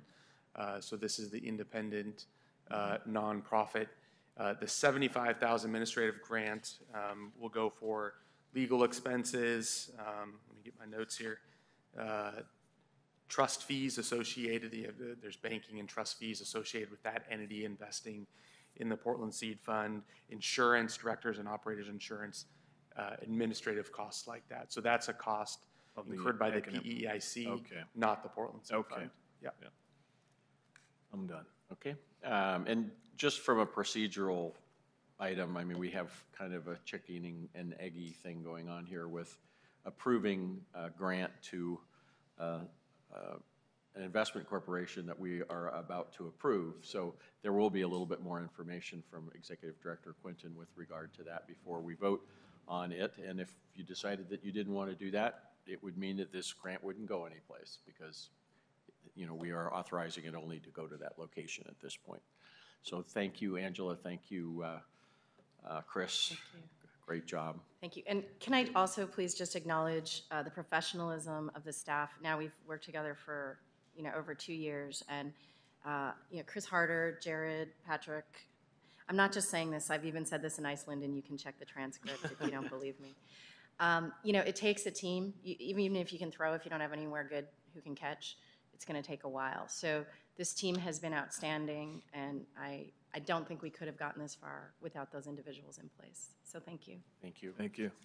So I would look for a motion to approve Resolution 7012, authorizing a grant to the Portland Economic Investment Corporation for investment in the Portland Seed Fund. So moved. Seconded. Any further discussion? All those in favor, aye? Aye. Aye. Opposed? Thank you. Thank you. Provided we get through the next item, we'll be helping you get Seed Fund 2 off. The next item is also an action item, Resolution 7013, appointing Portland Development Commission board members to the Portland Economic Investment Corporation's Board of Directors. Executive Director Quinton. Yeah, I'm going to do just a quick overview of this action item and some background on PEIC. And just to reiterate what Sharon has just read, the action before you is to appoint representatives to the board of PEIC. PEIC actually isn't, as Chris has mentioned in his presentation, is an independent organization. It's actually already been, the paperwork has already been filed, and so it's best to think of it as being jointly formed by the Portland Business Alliance, Greater Portland Inc., and staff from the PDC. So I think if you rewind the clock and look at how we structured the first investment in the Portland Seed Fund, this issue of what what PDC could do in terms of investing in the seed fund as a public entity came up. And so at that time, we worked with an organization affiliated with OEN, with the Oregon Entrepreneurs Network. And that structure is very similar to the structure that's being proposed here today, which is the money is granted to a not-for-profit. The not-for-profit serves as a limited partner. As a result of that experience, we began conversations with our partners around would it be nice to have a not-for-profit independent entity that could serve in this capacity, that had as its mission its mission was more explicitly around economic development in the city of Portland. And so we've worked together to help make that happen. So this entity will now exist initially for the purpose of serving as the recipient of the grant funds that you just approved, but potentially in the future it could serve other economic development purposes.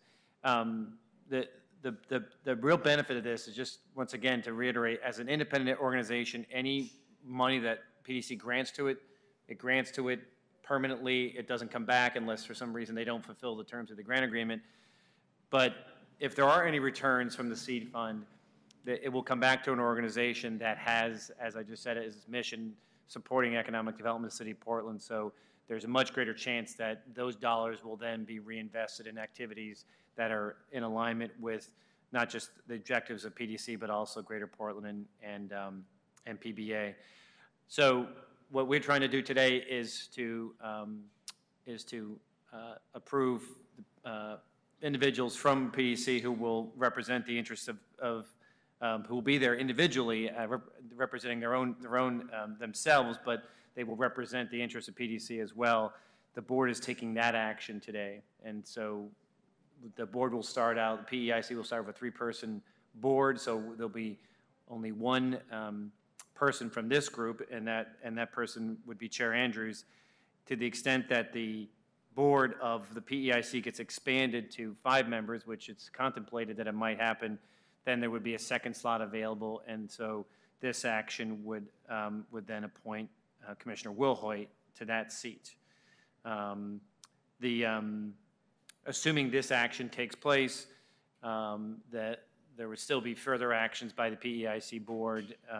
The board has not met yet. Then in the upcoming weeks, the board will meet to elect officers, approve bylaws.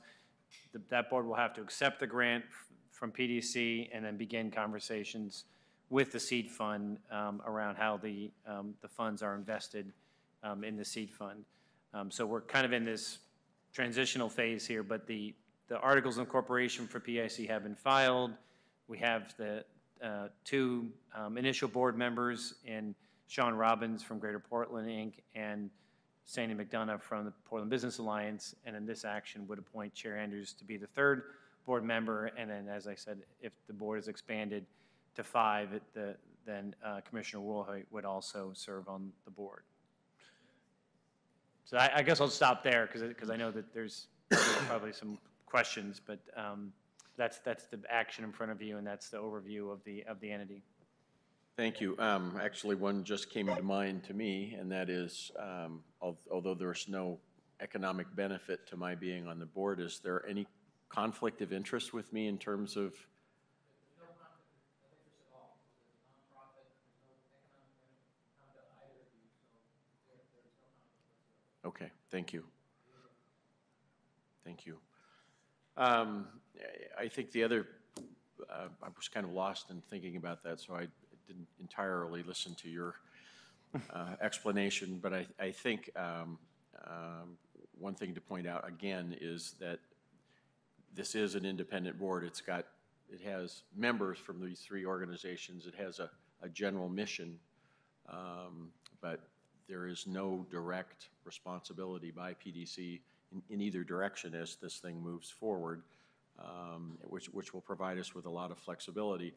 And also that although the organization is actually being set up to provide for other activities on an economic development standpoint, I want to make it clear that at this point PDC's participation is this project only.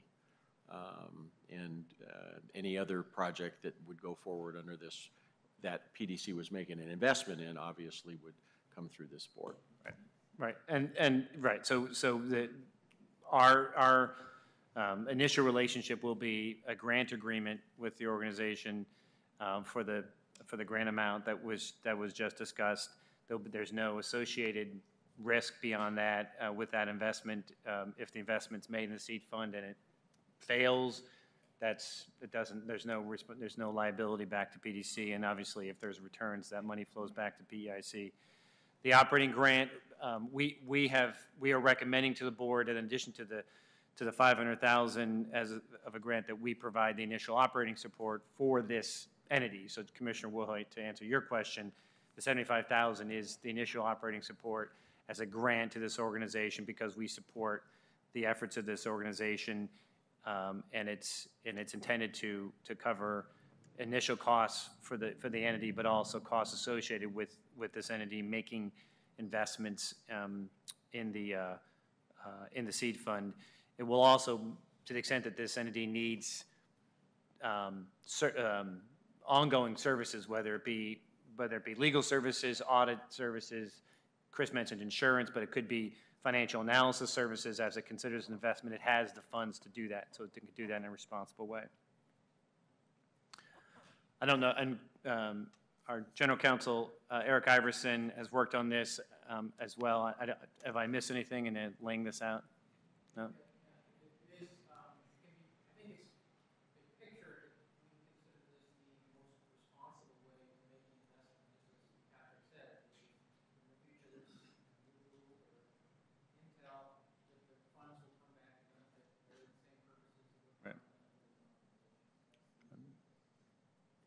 And I would like to acknowledge Allison Schweiger, who's in the back of the room there, who also, from the PDC side, provided staff support to help get this organization up and running as well. Okay, questions, Charles? No, I think they've been answered. Just quickly, these dollars are general fund dollars, and it's a general fund allocation. In case anyone was wondering about TIF and TIF uses, it's strictly general fund dollars. And then the question I had was regarding the circumstances that would drive us to consider 5 board members. Is there, it would really be the decision of the PEIC board. So the PEIC board, when formed, would be initially 3 members. I think that the consideration at that time will be whether the 3 believe it'd be better to have a bigger board with more kind of diverse representation, but that would be up to the PEIC board.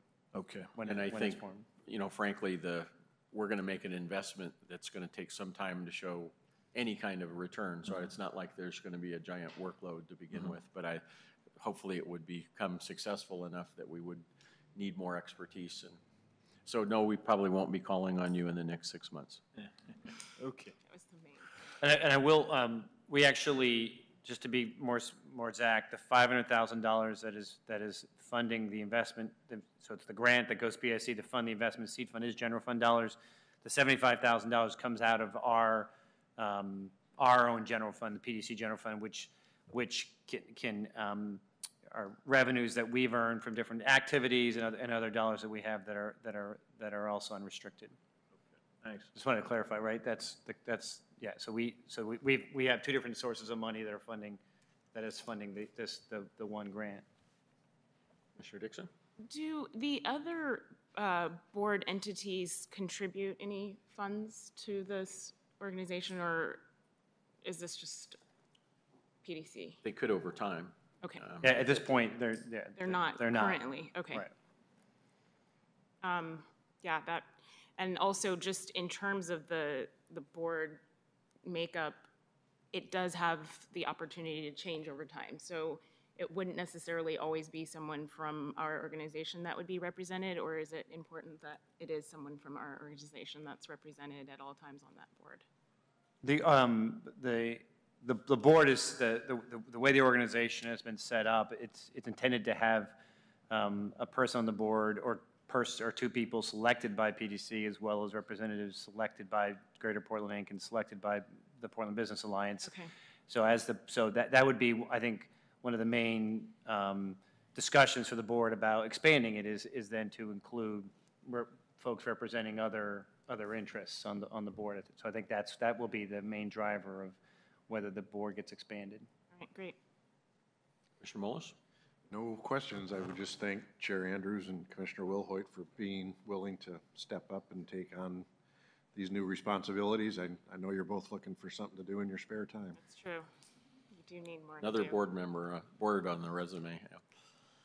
Okay, I will look for a motion to approve Resolution 7013, appointing Portland Development Commission board members to the Portland Economic Investment Corporation's Board of Directors. So moved. I'll second. Any further discussion? All those in favor, aye. Aye. Aye. Opposed? Thank you.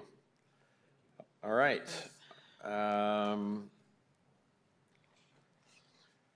Next item is also an action item. Busy day. Resolution 7014, authorizing a purchase and sale agreement to convey 0.61 acres of real property in the Central Eastside Urban Renewal Area to Block 75 LLC for $2,260,000. Lou and Katherine.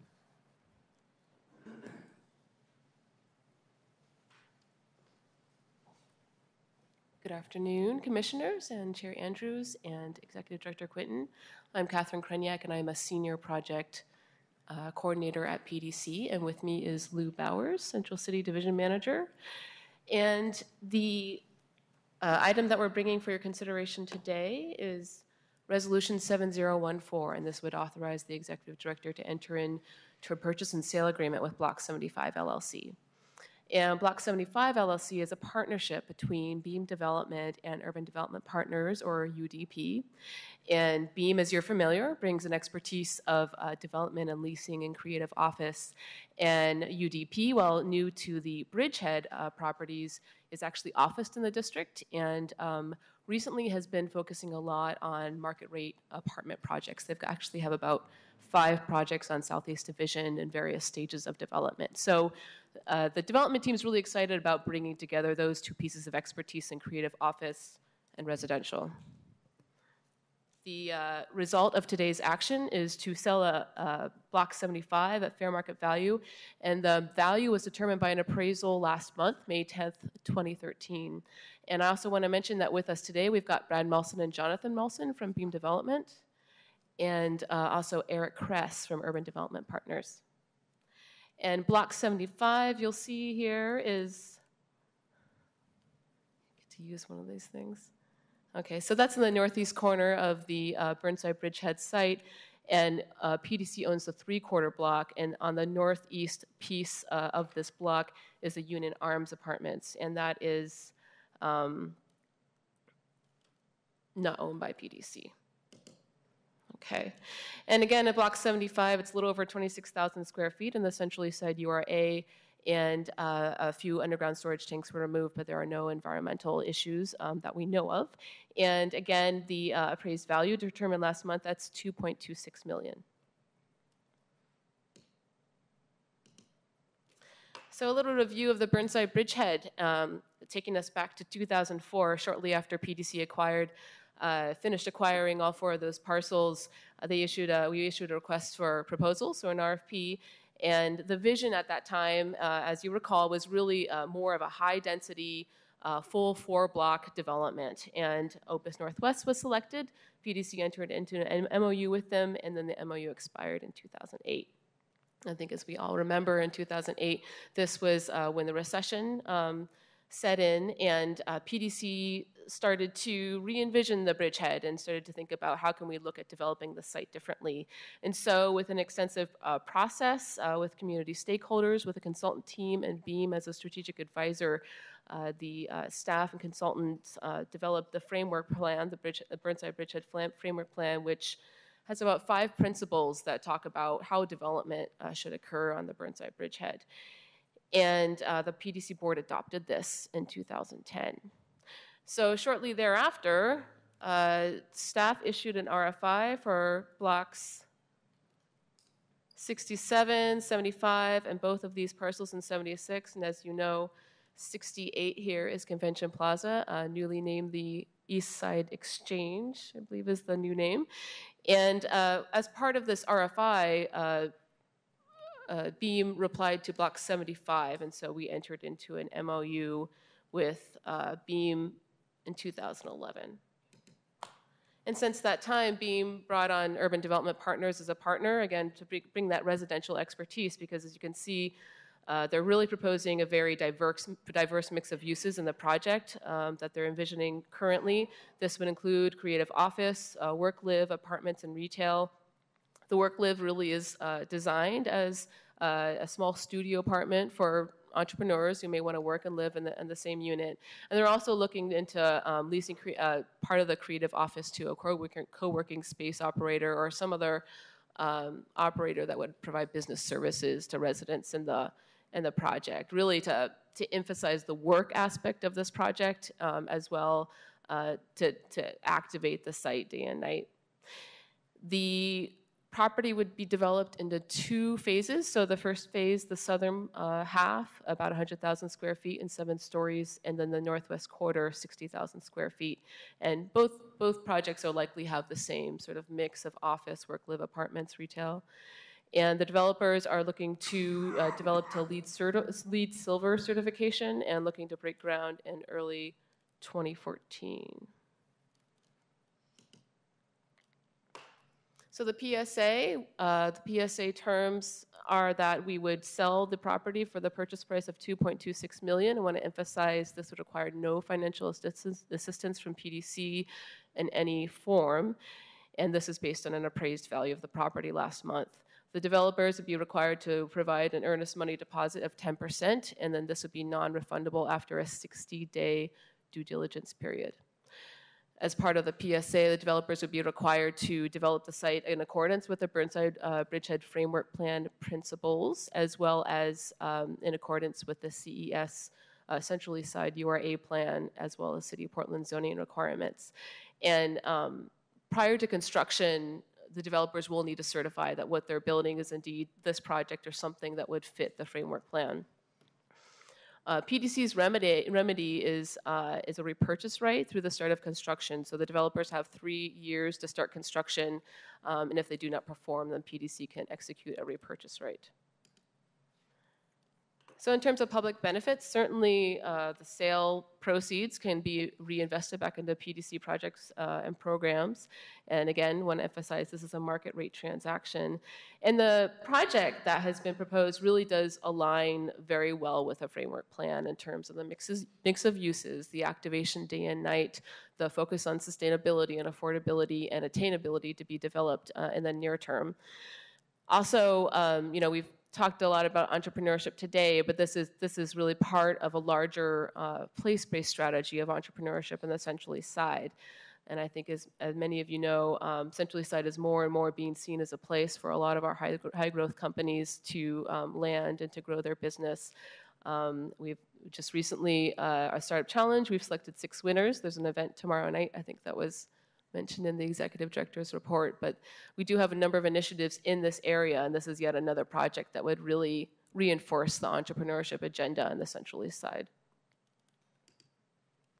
And to conclude, we wanted to give an update on what's happening at the Burnside Bridgehead and show that there's movement on all of the parcels. So on Block 68, I think you're very familiar. This is going to open this summer. Very exciting. It's looking pretty good.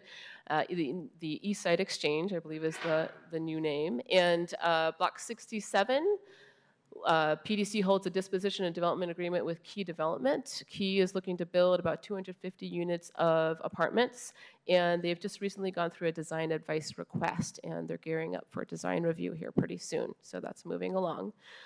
This is the property in question today. And on Block 76, we have 2 parcels. So on 76 East, PDC has executed an MOU with Kevin Kavanaugh. His company is named Guerrilla Development, and he is looking to build quite high-density creative office there. And then on the western portion, staff recently issued an RFP, an invited RFP to a number of proposers who were interested in that site.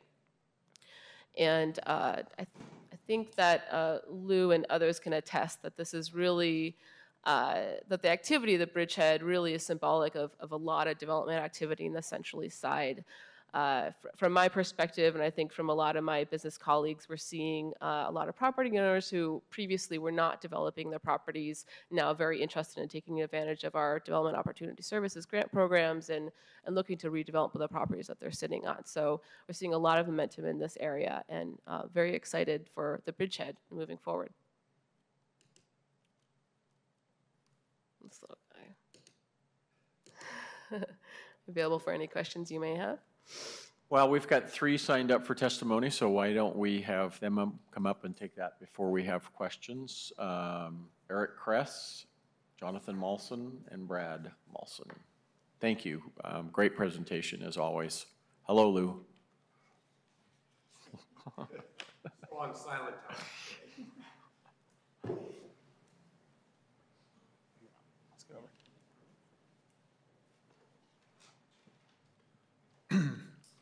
Thank you, Board of Commissioners and Chair Andrews and Patrick.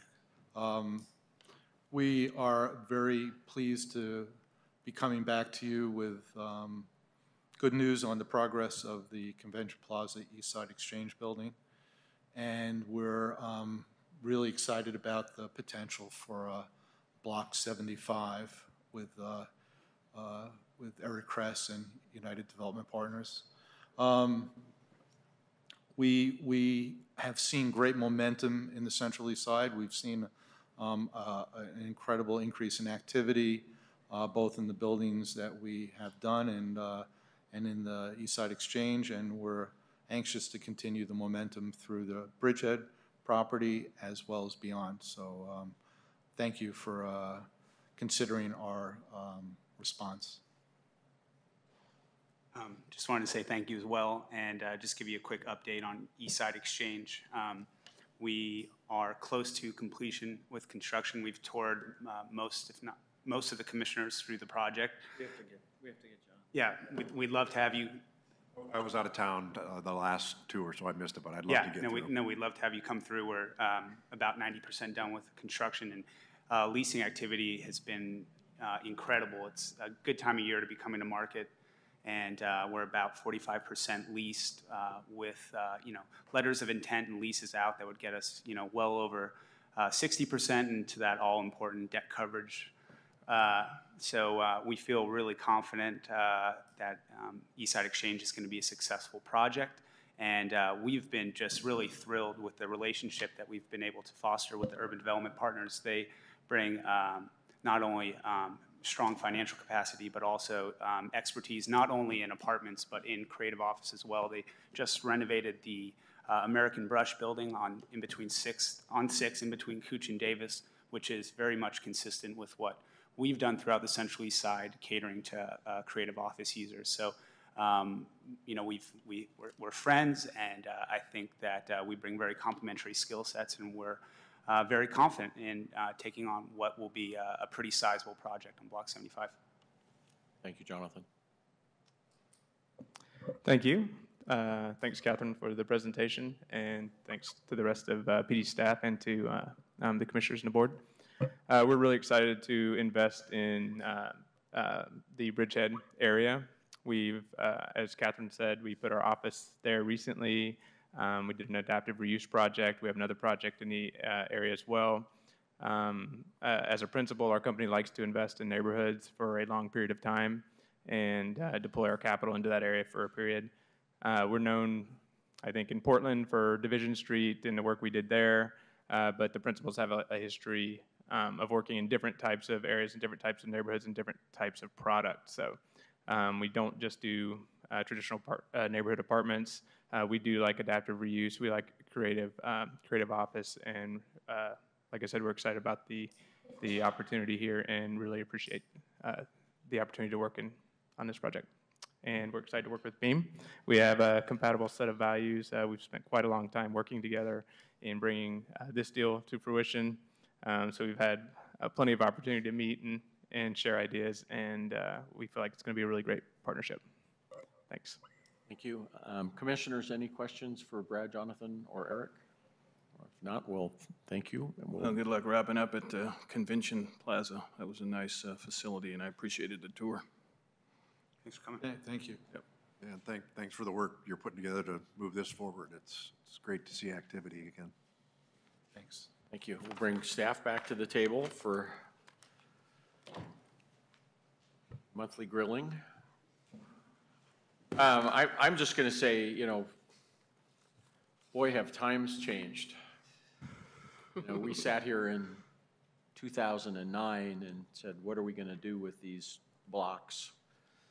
And here we are with a market rate transaction, and I can tell you with the others two that are on the slide that the other transactions that we will be doing with these properties will be market rate transactions, and they probably won't require subsidization they would be market rate deals, which is fantastic. Not only has the job market recovered, but the financing market has recovered. The opportunity for developers to actually get forwards and construction loans that make sense has changed a lot, and it's absolutely wonderful. So since I have chewed this to death at the Finance and Investment Committee meeting, I'm going to start with Commissioner Molas. And I guess, can you go back about 3 slides? Sure. About 3 poking a hole in the screen? And get the... Oh, do we go to the start? Okay. Oh, I didn't mean to make Here? this. Nope, keep One going. more? Right there. There? That pretty much says it all to me. It's a market rate sale. It fits in with what we're doing. You know, the big Opus didn't work a few years ago. It's a completely different world that we're living in. We made a decision we were going to take it, you know, a bite of the apple at a time. That's what we're doing. It aligns with our plan. Everything fits. So, thank you. Commissioner Dixon. I too agree that everything fits. Their project is very impressive. We did have a chance to, I actually was Commissioner Wilhoit, we toured the project on a bright sunny day and got to see a view on one side that was very impressive. That was our other view, but we're hoping someday someone would like to probably fix that building up a little as well. My only question, and I'm also thrilled about the fact that it's a market rate transaction, but with that, I've also learned that as a result, some of our policies don't translate onto that kind of work. And this is kind of my one pitch to the developers and those that are working on this project, especially since you're just coming off of a project where all of our policies did apply. It's kind of a chance to see if our policies actually matter and they translate into the public work.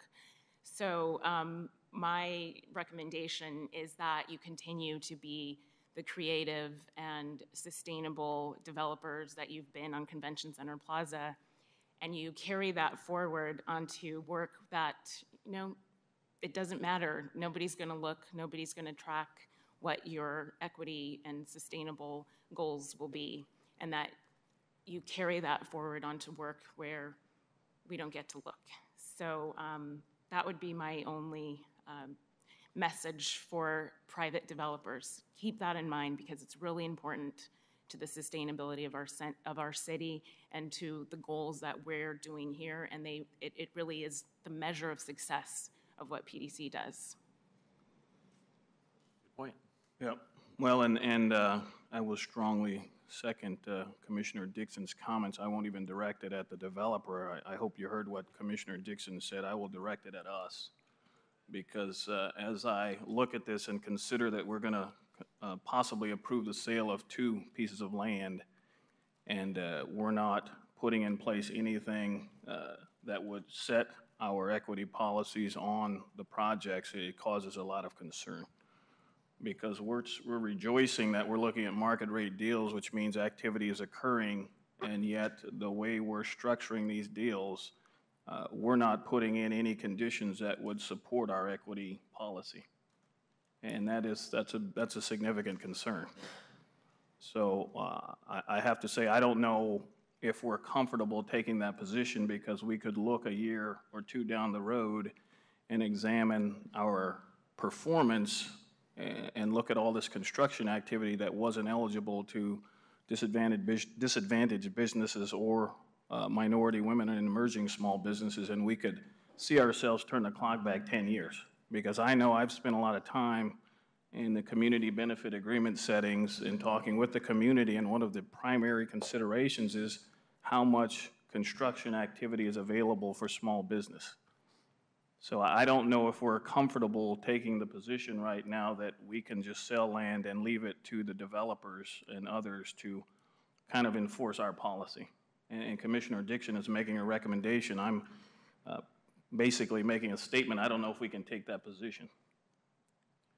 And I guess I'm opening it up to you, Patrick. Do you have concern that if we continue down the path of selling property and we don't put our policies, equity policies in place, that we're going to be okay and we're fulfilling our responsibility? You know, I'll start because we had many, many discussions at FIC about this, and it, although, you know, I understand the concern, I think that the developers understand our policies, and quite frankly, when you just step back from it and say, we are going to go to a marketplace transaction, that means if we don't go, if we start to apply our regulations to it, I think we open the door to saying that there are, you're providing things that the marketplace don't necessarily require.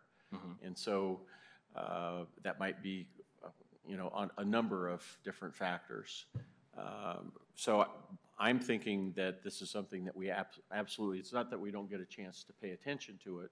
I mean, it's not that we can't ask the question and get the answer and do as we have done from the beginning, which is make it clear what our goals are, and those were minimum goals, and we want to see better, and we've seen better. But I think at least I'm comfortable that there's enough in place and the success is there that we're not going to go back 20 years. And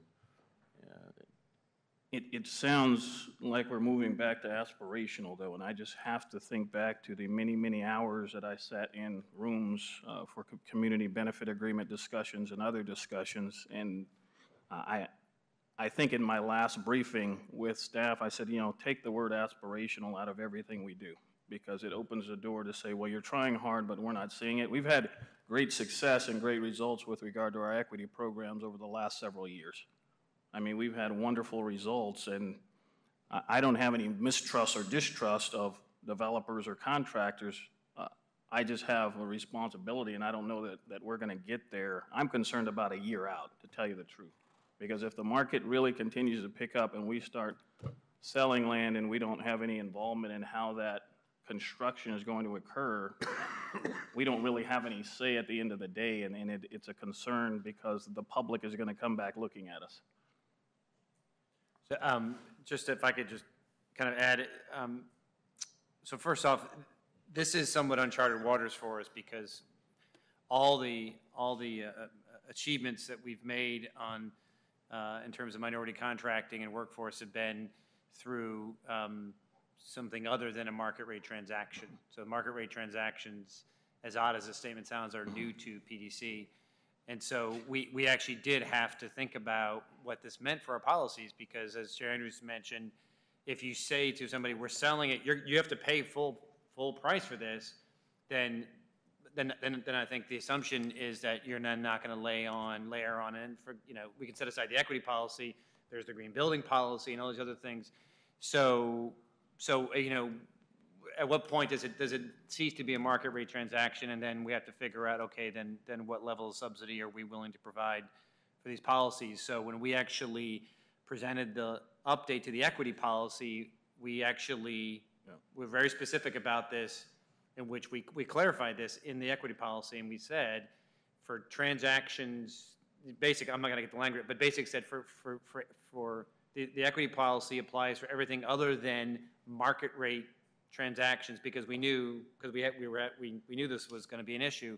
So anytime we provide any kind of subsidy, anything other than we're just an arm's length transaction, then right now we still have the same ability to impact the outcomes as we've always had. But yeah, these market rate transactions are new, and so it'd be interesting to see how much people would be willing to bear in terms of our policy objectives and still pay full price. But maybe we can, come back a year from now or at the end of a few projects and say, here are the results. It's either happening on its own or it's not. And maybe that's the way to do it. But it would definitely jeopardize our ability to dispose of our real estate portfolio in the way in which we think we need to in order to realize the proceeds back so we can reinvest those in other projects and lower the operating costs of having to manage that portfolio. I think that's the trade-off that we're in right now. And once again, I think everybody's saying this, we don't even know if they won't be met. Right. So it's a trade-off for the unknown is we're kind of accepting the unknown in order to get the benefits of disposing of properties that we ourselves have no intention of putting any public dollars in. And really my point is more to saying, I think that developers, when you do private work, because this is what a lot of the work that's happening in the future is, and that what Commissioner Wilhoit says, the clock isn't going back 20 years, that you guys are actually making a difference in changing the dynamics of how minority contracting and green sustainability goals and just the general goals of our city are doing. It's not to say that we don't think you'll do it. It's to say, do it and show us. And that's kind of the actual results of our policy. So if it means you come back a year from now and you didn't meet it, we want to know why, or what didn't happen, or why were you not able to meet it, and have real success stories if you were, so that you can encourage other developers to do the same. That's how these policies of ours actually make a difference, and it'll mean we won't have to have them in the future. Yeah. So. But I think in the meantime, we need to put something in place here that when we check performance and results, we have to put some conditions on even market rate if we're seeing basically a shrinking of opportunity for those smaller companies and disadvantaged companies and minority-owned businesses that we've been trying to promote. And I've been here 7 years. I don't know that the numbers of those providers have increased much in certain areas. And I think part of our responsibility is to develop the developers and the construction specialists in all areas across all lines and cultures and minority classes. I think that's part of our responsibility. We have the ability to do that in the way that Commissioner Dixon just described. So I'm all for market rate activity. I'm all for development, but I'm also all for let's have an impact everywhere where we can exert a positive impact. And I think that's why we need to take a step back, not necessarily stop deals, but put some things in place to say we are going to look at numbers and we're going to decide if there are different steps we can take even with regard to market rate transactions. So we're still creating positive benefit in the community for everyone. Can I, if you don't mind, can I ask if either Jonathan or Brad or Eric want to come up? Not, on the spot. I think, hope you guys get that. We're not trying to but just, I'd be curious to know what, assuming you have no requirements, whether or not you could report back to us at the end, like whether you guys would still track it, and we would be able to have a conversation after your project's done to say, how did it turn out? One of the concerns is the implication is that it's more expensive. Right. Yeah, that's what, yeah. Yeah, and I don't know that that's the read that we're taking or we're putting out in the public. We're just saying it's going to cost more if we do it differently, and I'd be interested in hearing that. Well, the last couple of transactions we've done with PDC, the Globe Hotel, and Eastside Exchange, we've hit, well, I think we really exceeded the expectation on, or what was a goal, it was aspirational on both projects. Neither had a baseline requirement to hit the 20% MWESB participation, but we've met or anticipate meeting, and we have exceeded that at Globe Hotel. And I would say that our experience has been that if you provide your general contractor with guidance that this is important and this is a goal, we haven't seen the need to increase construction costs just because we're trying to achieve a certain level of MWESB participation. We haven't seen that as a trade-off. Certainly, prevailing wage can be an impact on certain trades, but MWESB participation doesn't necessarily need to lead to a premium. I think you need to have a general contractor that has a good reputation in the community and good network that can go and find those trades where we can bring that participation up. It's not going to be every trade, but it can be a fair number of them. Well, and that's critical to me because the implication is if it's market rate and there's no subsidy, that subsidy relates to the premium to try to push to get more participation, and you're saying that's not necessarily the case. Yeah, I mean, I'm not a general contract. I mean, you know, I haven't studied it over many projects, but I think that that there is a way to get very close to the same pricing by, you know, and making sure that your just contractor knows that that's a priority for you. I mean, you can get probably to 10 to 15% just you know, simply communicating that that's a priority. You know, there could be a threat. You know, you could start making some decisions on certain trades that could have an impact on costs to hit 20% if that is, you know, the bottom line. But it's certainly possible to cover a lot of trades. And would you, just a specific question, would you be able to tell us would you keep track of it on your own? Yeah, absolutely. If it wasn't required, so we could ask, okay. It's very easy to require the general contractor to track MWESB participation in the project. I'd like to make a comment. I think Jonathan covered that well. In the Bridgehead project, which has a storied past, I think when you talk about public support for certain projects, especially early on, from a employment and minority opportunity side, I think those things can be achieved fairly well, and we certainly work hard for that. But there's a perceived risk about starting a project like the Bridgehead. And I question whether, without public support, that you can sometimes either start something that is difficult to start, and things have gotten easier since we started it, but when we started it was not easy. And it's still got a lot of risk to it. But when you're starting either something that is the catalyst for something, or if you're starting a different type, something that does have some long-term economic benefit to a stratified group of people, that's where I think public support really comes in, and that market rate deals have their place. And Patrick and I have debated that over time, but I think that public support, especially if you have goals to achieve that you want to tie somebody to, that is a great incentive and sets the example and keeps people accountable.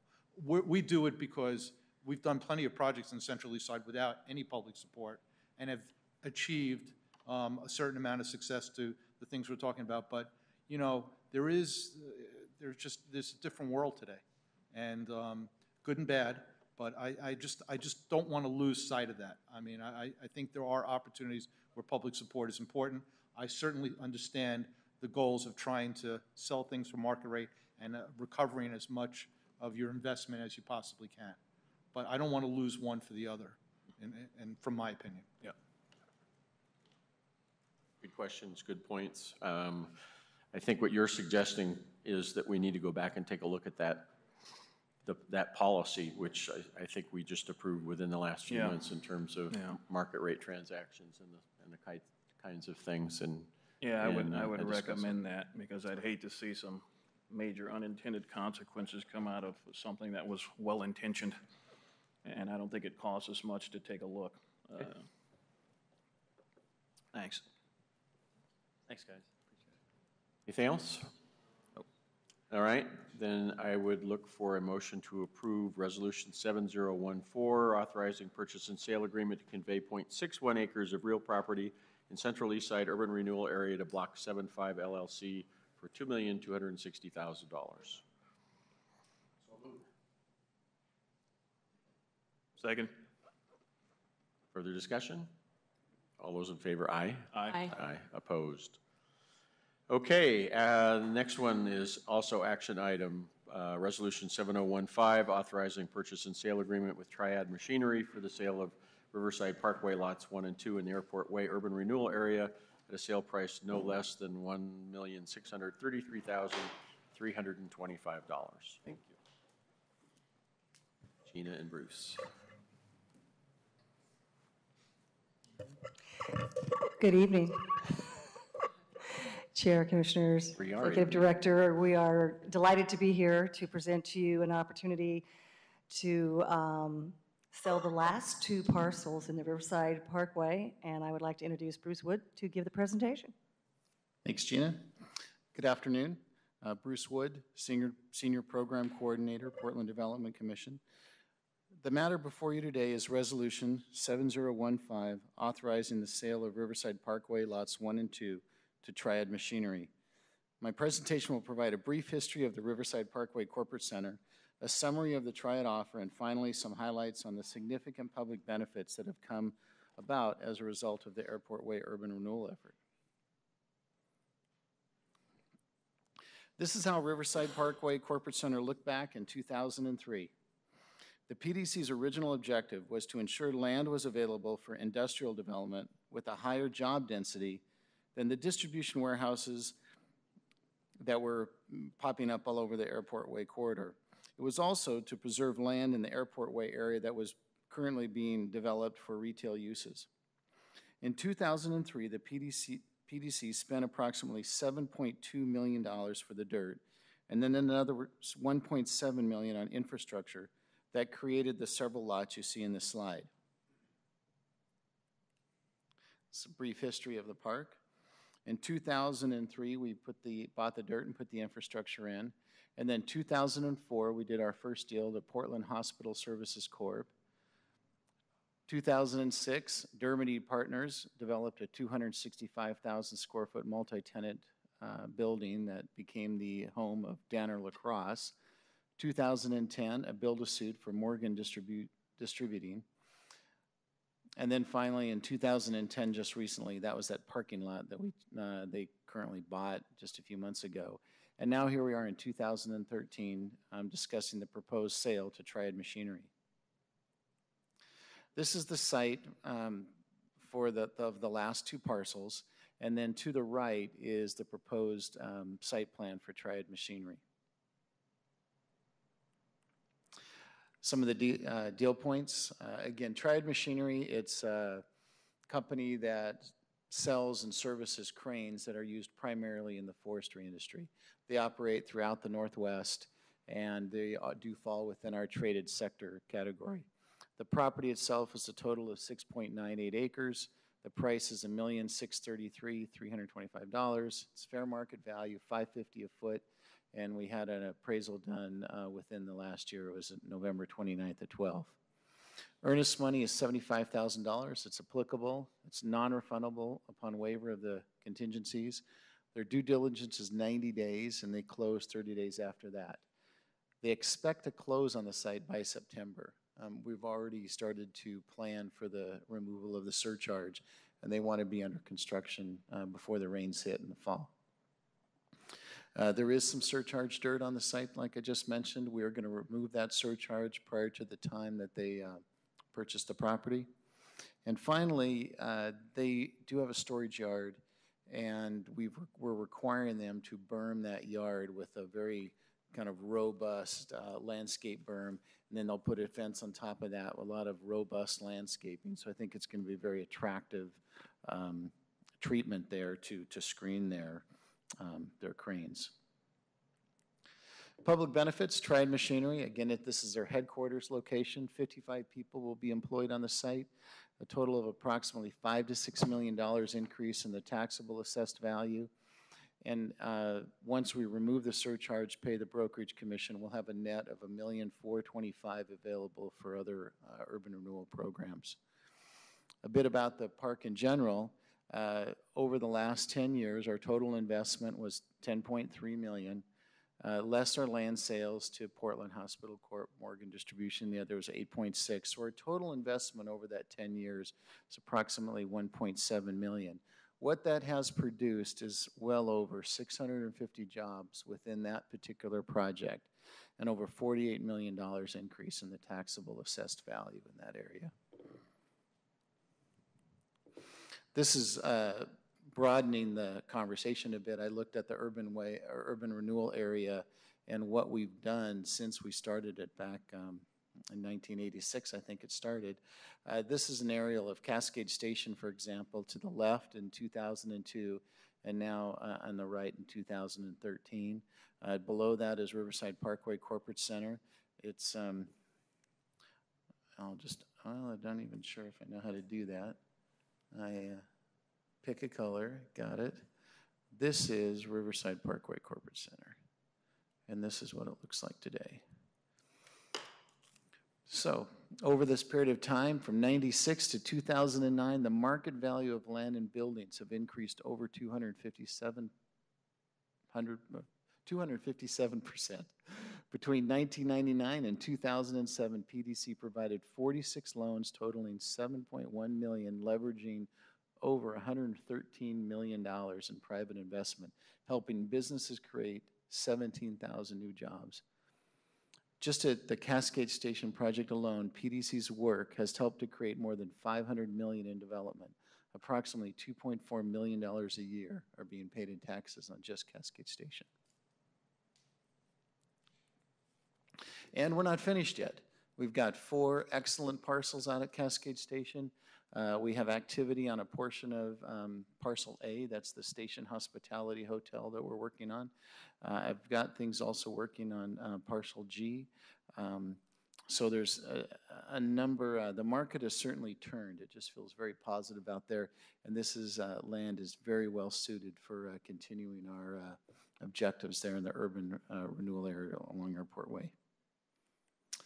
So, here we are, request board action, authorizing a purchase and sale agreement with Triad Machinery for the sale of Riverside Parkway, lots 1 and 2 in the Airport Way urban renewal area at a sale price of no less than $1,633,325. And with us today is Doug Summers, president of Triad. He'd like to say a few words, and then I'll answer any questions you might have. Perfect, thank you.